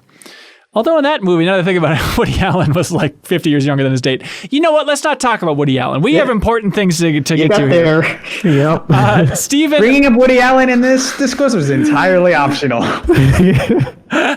Stephen Oluneki says, did anyone else climb to the top of the T-Rex? I was playing with my significant other and she told me to do it. I didn't think I could and there was no prompt for it, but if you do it, you get treated to an amazing sequence where Ellie happily climbs to the top while Joel keeps begging her to get back down. Then when she gets to the top, she does that amazing cannonball. I assume that everybody did that. Did nobody else do I it? missed it. Didn't do Okay, it. sorry. I did do it, yeah. Okay, good. Yeah, it was very fun to see her do the cannonball into that, what I thought was very shallow water, and Joel's just panicking. That's what I was kind of like, oh no, like this could go poorly. Obviously, she's not going to die because I see her later, but this could go bad. What if she just did die there, Serial? How interesting would the steepest dive be? Like, how... If the whole game hinges on like, oh yeah, Ellie died there, and the whole rest of it is some weird dream. Yep, that's it. The That's what rest of people her are life so flashing before her eyes after this event. You got it. Levi says, I'm really enjoying the game so far. My favorite part is the museum scene with Joel and Ellie. His characters have so much history and getting to experience a happy part of that was enjoyable. During the museum, did anyone else catch Ellie talking about the Dimetrodon dino? Ellie reads off that it was an apex predator. Joel responds with, isn't a little bit small for that? Ellie asks if he means her. This really stuck with me because just in day one in Seattle, we have seen what Ellie is capable of, and she is definitely an apex predator. Good, smart note. Yeah. More smart stuff. Nasir Siddiqui says, I love the connection between the Wyoming museum display of the moose being taken down by a pack of wolves and the way that the WLF group killed Joel. Having a moose be the first corpse of a recently living thing we see in the game, and Joel being the first human death we see in the game, strengthens the connection. It's made even stronger by the fact that a wolf is biting down on the moose's hind right leg, the same limb Abby shot Joel in. The moose also has an unsuspecting expression, which mirrors how Joel and Tommy were caught off guard by their attack. Good notes, Nasir. Good eye. Brandon Woima says, you show me someone who didn't chuckle at the giraffe reference in the museum section, and I'll show you a liar. I think I might have missed that. When he throws the hat on the brachiosaur. Oh yeah, I think they talk about how it reminds them of the giraffe, which... Okay. They really like giraffes, by the way. Like in the beginning, Ellie's drawing the giraffe. There's a giraffe like on the daycare thing in Jackson, Wyoming. They want to make sure you remember those giraffes. And apparently a lot of people do. Jeremy Clark thinks it's funny that Joel is so out of touch that he considers Pluto a planet still, even though 2015 it was. Yeah, that's a weird thing that I noticed. I kind of want to send over a screenshot to elucidate my point, but like when you look at that area where you could kind of spin the thing up and there's the sun there, they have like this section where they show off like they have these little columns for all the planets, and there's just enough space between I think Neptune and like the kind of like the rest of the star wallpaper that makes me think that they kind of built a spot for Pluto and then removed it. And it's just wide enough that it makes me think that they removed it at some point. I'll send over the screenshot. No, I bet they did. I bet they did, just because that's what the museum would do, right? Yeah. I don't know if we focused enough on that cassette sequence and like the rocket takeoff thing. I'm trying to remember, since you just played Left Behind, did Left Behind play with, I want to call it supernatural, but that's not right, but kind of blending fantasy with that, where it's just like the light, subtle lighting background shifts there for Ellie? Yeah, there is a sequence in Left Behind where it's basically using your imagination because Ellie was like, oh, I want to play a video game, but couldn't. Right. So then it was, I was like, oh yeah, this is like a mirror of that moment. There's a lot of like Left Behind references within the game, like that sequence, or the jokes and stuff are a lot more prevalent in Left Behind. Yeah. Or somebody wrote about the just the Halloween decor for the school, and there's like the Halloween shop there in Left Behind. Yeah. Darren says, I totally thought the museum sequence was about to get real dark towards the end, with the disturbing writing on the walls, what I thought was going to be some maniac chasing down Ellie. When it ends with a wild animal running off, nothing else happening, I was completely caught off guard. With how much things seem to be going wrong in the game, it is surprising whenever the opposite ends up happening. Yeah, I mean, that was maybe the scariest section, was going through and like just that owl display. I was like, oh God, I'm so much more scared in this sequence than I was from the Shamblers. Yeah, it specifically, like I was specifically really happy because you start kind of getting that feeling of dread of like, oh, what if there's another encounter? And it felt like it would have ruined that section just because, like, yeah, you can have a section where you don't have like another encounter and it feels all gamey, but I like that they do kind of say, yeah, we know, and so like they just have like the one bore. Yeah. And they're giving you like all the crafting items as you're going through there too. Yeah. Oh yeah. Oh, that's a good point. You think like, oh, I'm going to need these. Right. It's a nice bit of misdirection. Chris Logan says, hello, Ben and the Divers. My only experience with the original Last of Us is playing the remastered version for PS4, so it was easy for me to forget that these two games are from two different console generations. Still, I'm impressed with how seamlessly it's been to play one after the other. I just finished the original yesterday. Naughty Dog has done a fantastic job with making the controls, combat, and visuals feel familiar, yet still upgrading them in meaningful ways. Something as small as changing the visual cues goes a long way to making this feel like a fresh, modern, more advanced experience. In the original, the triangle button prompt is green, like on the controller, but now all of the overlays are a nice clean white. One more small detail, when the characters open drawers, their hands stay on the drawer while the other grabs what's inside. It's an incredibly small detail that makes little activity feels so much more lifelike. I love that just note about the UI and making it more colorless, because it is such like a bold UI for The Last of Us, and it's nice that in my mind it's like, oh, they stuck with it, but there are a lot of very smart tweaks, I think, to make it more seamless overall. Yeah, and I'm surprised there have been multiple times where I think like I should take a picture of this, and then I realize like there is already absolutely no HUD on the screen whatsoever. Like it is a pristine picture already. You don't even have to go into the photo mode for it. Yeah. Like how often they just completely disappear everything from, being in front of you and just completely putting you in that world is really amazing. Yeah. Do you guys like the kind of sound cue that you're being watched? Kind of that like increased, I don't even know. Yeah. Do you think that's working? It definitely raises the tension when I hear it. I'm like, oh no. And then if it keeps going up, then I think that I'm okay. That's when I freak out. That's when I'm like, well, how am I supposed to know who this person is that's looking for me? Right. And Patrick Henderson writes in about that, saying, I really like the comment of this game much more than other Naughty Dog games. The call outs from the AI characters are spot on when they say like on your left or behind you.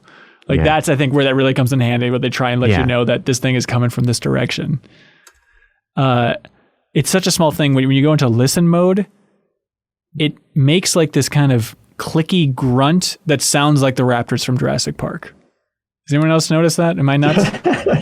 No, but you're nuts. Yeah. Okay, you can hear it. I'm sure that's what they were going for. Well, they love Jurassic Park. We have the evidence now. Daniel Willett Pine says, I was on the fence about buying the game until I saw a bunch of people sharing clips of great gameplay moments, shooting someone in the leg, throwing a ball at another person, dodging blows. Then I play the game and I'm mainly stabbing people over and over while dying a lot. Is it me? Are you guys pulling off awesome moments in combat? I'm glad he wrote in about that, because that was one of my takeaways, where they do such a great job with all those kind of dynamic animations that happen, depending on how close you are to walls and everything. That was one of my big takeaways from the original game. But I also spend so much time like you only see those things when your plan goes wrong. And I have seen the neck stabbing animation 100 times at this point. That is a bit of a bummer. Like one of my takeaways for the next segment is I just want to play it a little faster and looser, because that also ties into just having a surplus of crafting items and ammo that I'm not using. And I think the gameplay really shines when things are falling apart and you have to think on the fly. Right. Yeah. Well, just to say, like the opposite is true. Like when you're doing well at the game, it's super boring. It's you're kind of just doing everything the proper way, and you're just kind of like, okay, I'm going to sneak by that person, I'm going to wait for that person to turn around, and then I'm going to take this guy, and there's not a lot of like, well, obviously sneaking up against this person and then stabbing them in the neck, that's the most efficient way to kill them. But if they see me, I have a Molotov, I have a shotgun, and like that's when things get interesting. So that's kind of why I've let go of that. Like, okay, I need to basically save scum and try to reload anytime I get seen, and just kind of go with it, because it'll make combat a lot easier. Or a lot more interesting. The way that I see the difficulty in the game is kind of similar to back the Arkham games, where like if you play on normal, you don't really have to think too much about like, oh yes, I'll use these gadgets to do whatever thing and stuff. You can totally just like do whatever is minimally required to go through the game. But like when you do like hard mode, that's when you get introduced. It's similar to like Bayonetta and stuff, or like if you want to experience getting the S rank.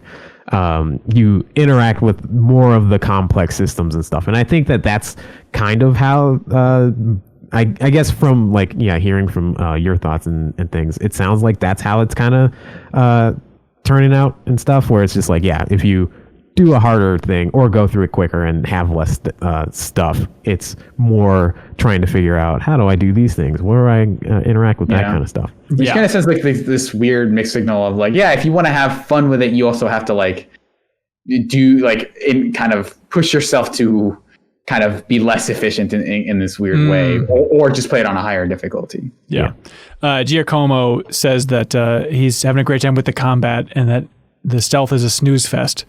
Just wondering if anybody's trying to play it as an action game, but we'll try and do more of that stuff. I will say that as much as that I haven't been detected too much, but I still think the melee combat, like you have that dodge, which is I think I like a lot. But it still feels really clunky whenever you're trying to get in. Anytime you're close to multiple targets, I think like the actual like melee combat, I think is not super great. Really, like with all the weapons. I don't know. There's something about like the way the animations feel that makes me feel like I'm stuck. With like I'm kind of locked into this one person, and if there's someone else nearby, I don't have like a good way of, okay, I'm gonna punch this guy once and maybe get him off me, and then I'm gonna switch to this person.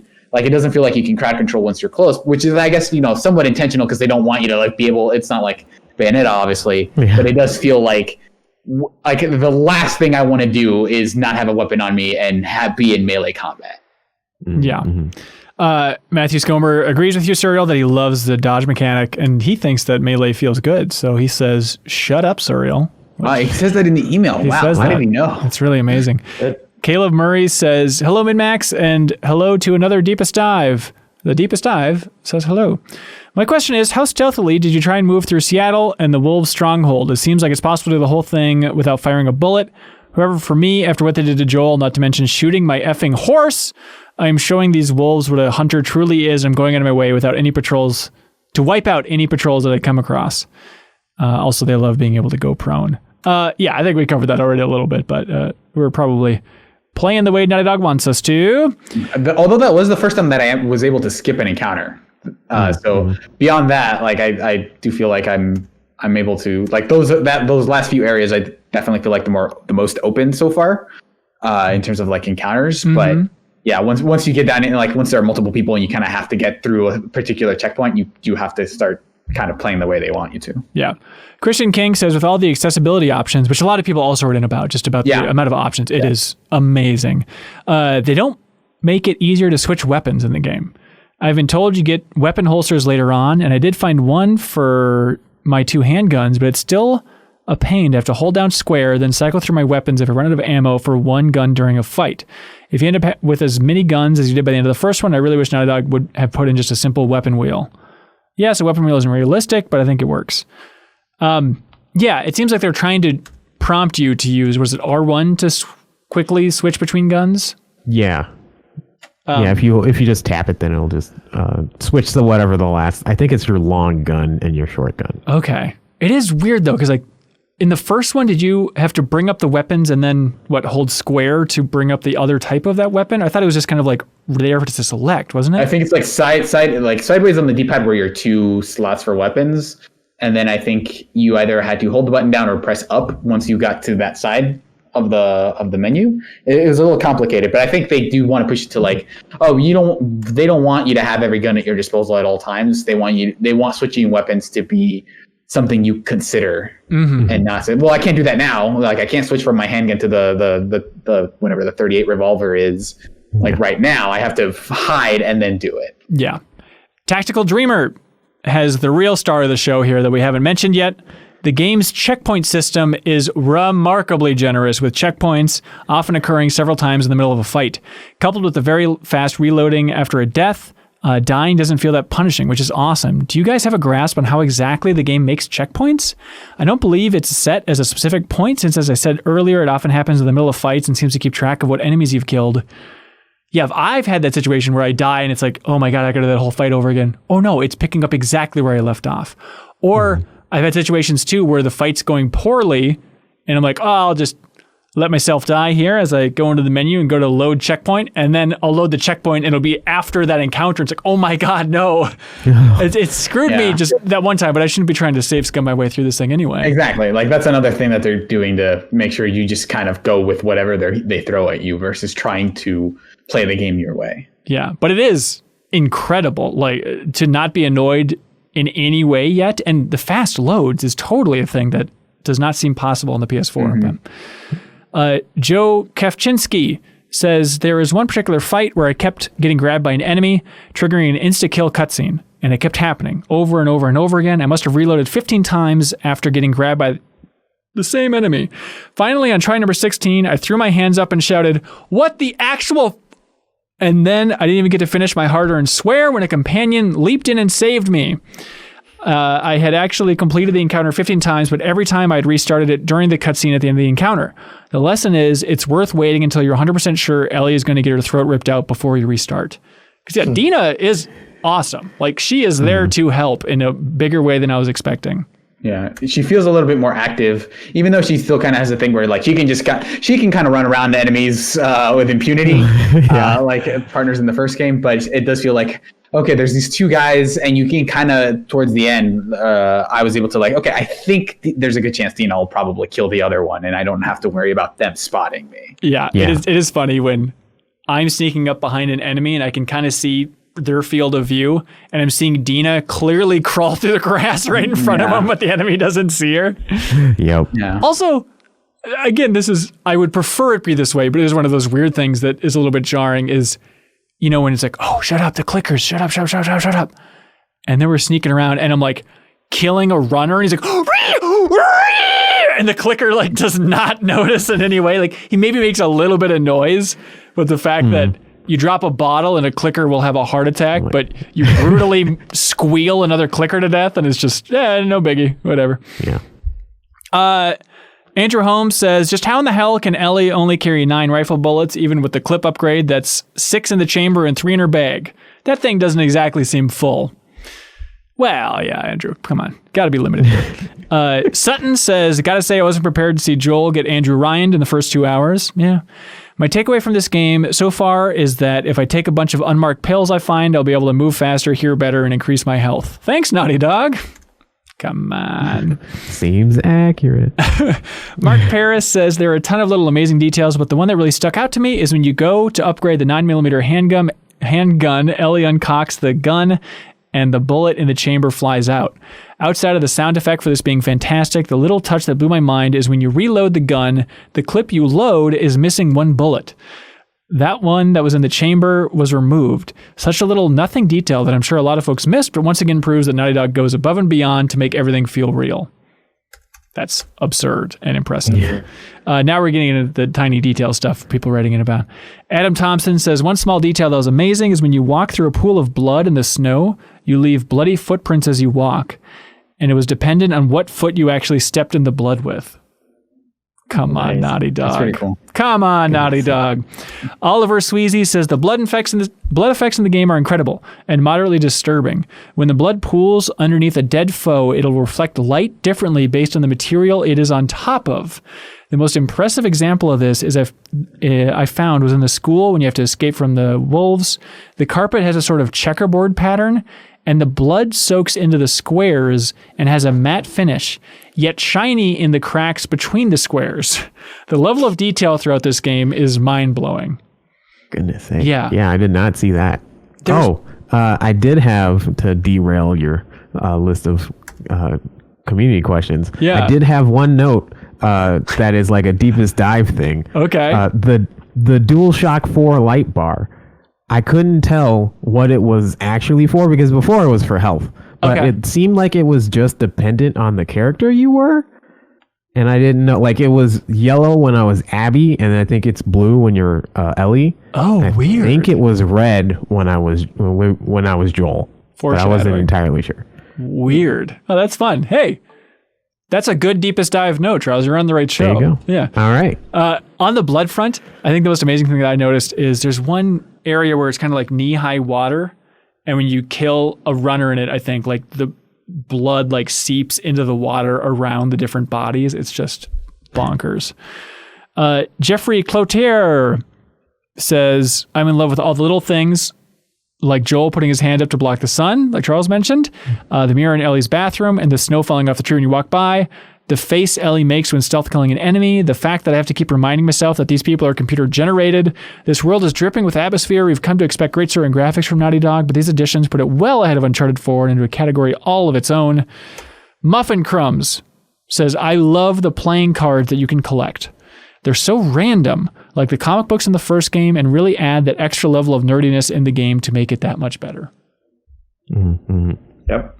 It is weird that the cards have the hero villain slider. Like, this is exactly here. Whereas like part of their messaging and in interviews, they've been saying like, oh, maybe there are no heroes and villains in the world of The Last of Us. But there are very clearly, and it's wonderful people. I want them to sit down at some point and play that damn game. Ooh, it would be fun. Tim Laro says, I love the trading cards collectibles in this game. They allude to a larger connected story. For example, the card for the candelabra mentions that he's hunting, or that she is hunting Dr. Druckmann, obviously, who has kidnapped her brother. Also, Rockefeller had his body merged with rocks by Dr. Stem. I can't wait for the wiki to be completed so we can read the whole saga of these cards. It's going to be super fun. Interrata says, I have an observation that my wife made while watching me play the game. Wouldn't the grass in Seattle all be the same length? Why are there some patches that are tall and some that are short? I don't know. I think that checks out. The tall grass is where people died before. Yep, that's true. So they fertilized. Yep. Okay. Carl Grenier says, special mention to the level artist that crafted all of those lush environments. Yeah, I mean, the grass and environments are just absurd. Somebody did write in, though, talking about how it all feels a little bit samey at this point in Seattle. And if we're going to be playing this many more hours in Seattle, do any of you worry about that? To an extent, I think that I would be more interested to see like how lighting changes things because like just like me mentioning the red light and stuff. That totally changed how the atmosphere felt, even though we were indoors. And then, having it like be a nighttime scene or something like that will hopefully differentiate that a little bit more. But I do see where they're coming from, where it's like it's a little bit, or it feels like this is all one city, but it also feels like it's all the same location-ish. To an extent. Right. Yeah. Robin Jones says, hi, everybody. Who else found the first safe and went looking for the code immediately and fell down a hole? At first I was disappointed, but now I'm ready. I'm already looking forward to my next playthrough. I don't think I fell down a hole. I don't know what you're talking about. No. Jose Gabriel says the game's a lot darker than the first one. However, it's a lot more genuinely fun. The dad jokes, the awkward scene between the three youngsters, the guitar mini games have been a hoot. Even the puzzles are more fun. In fact, I get a bit of Resident Evil 2 feel with the keys and safes.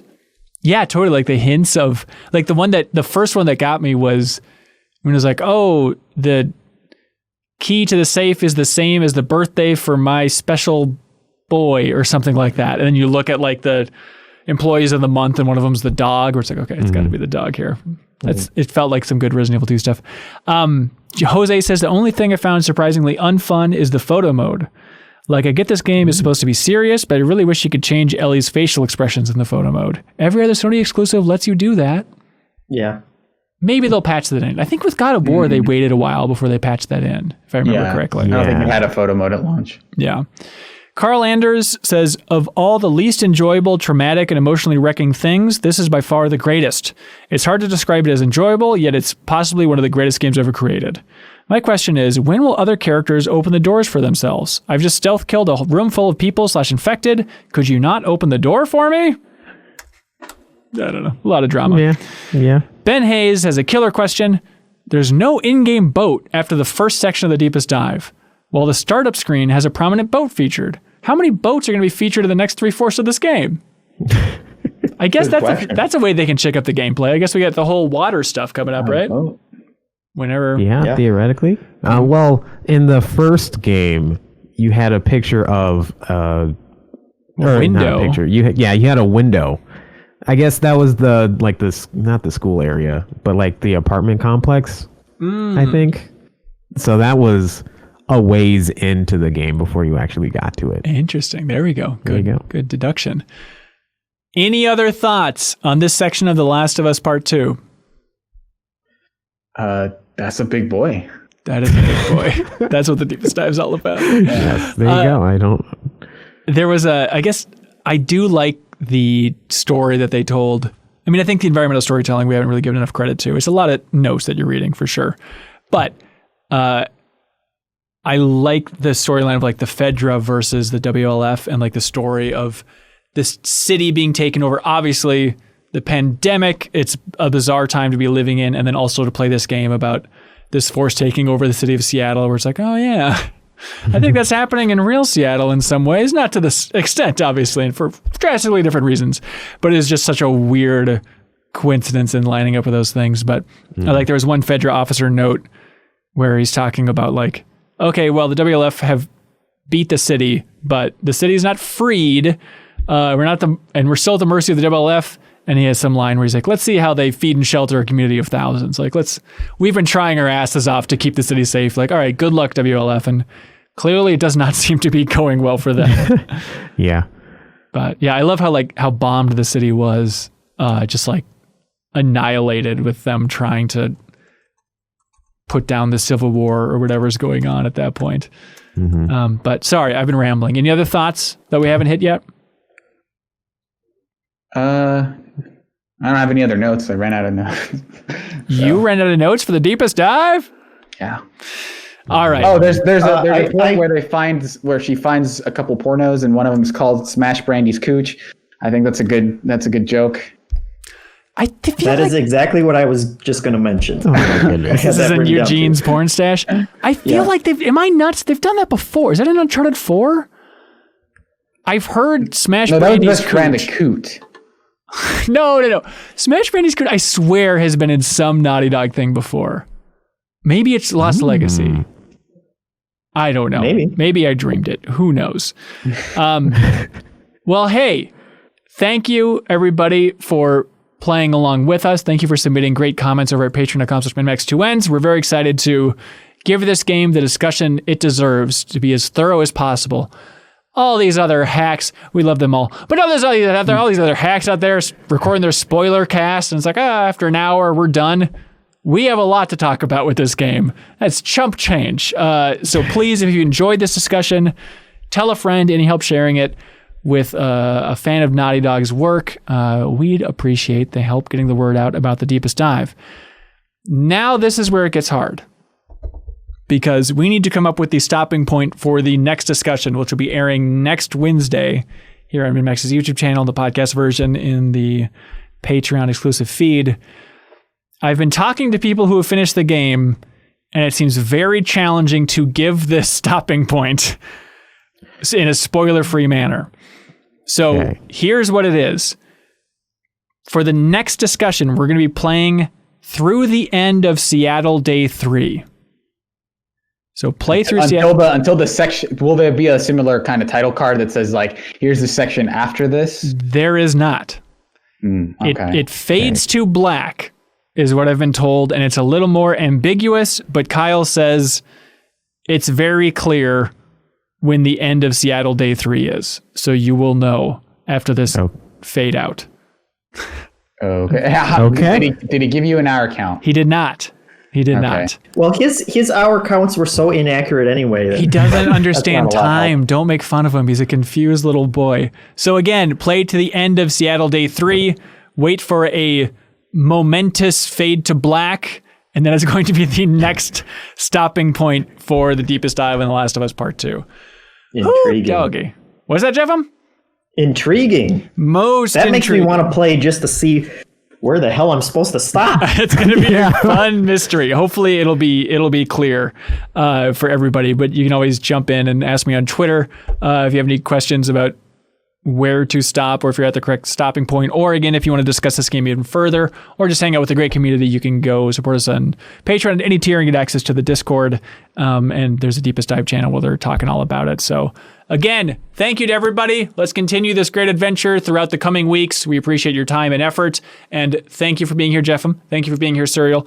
Charles, anything you would like to plug, sir? I mean, I would actually like to just plug this. So, because I'm going to be on it. So that's why I'm going to plug the Deepest Dive. Yeah, but you also developed a game. Okay, yeah, I also developed a game. So I made this game called Hyperdot. Please buy it. It's on Xbox Game Pass. If you like Geometry Wars and you have Xbox Game Pass, there's no reason not to try it because it's very good and the reviews are good. Yeah, thank you. All right, great. All right, thanks so much, everybody. We'll see you next time. Bye! MinnMax is a Patreon about games, friends, and getting better. The Deepest Dive is the best, most thorough discussions about games on the internet. Prove us wrong, please. The MinnMax Show podcast airs every Thursday. Patreon supporters vote on what we stream every single week, and a whole lot more. Give us a shot, try subscribing to the YouTube channel, and we hope we can win you over.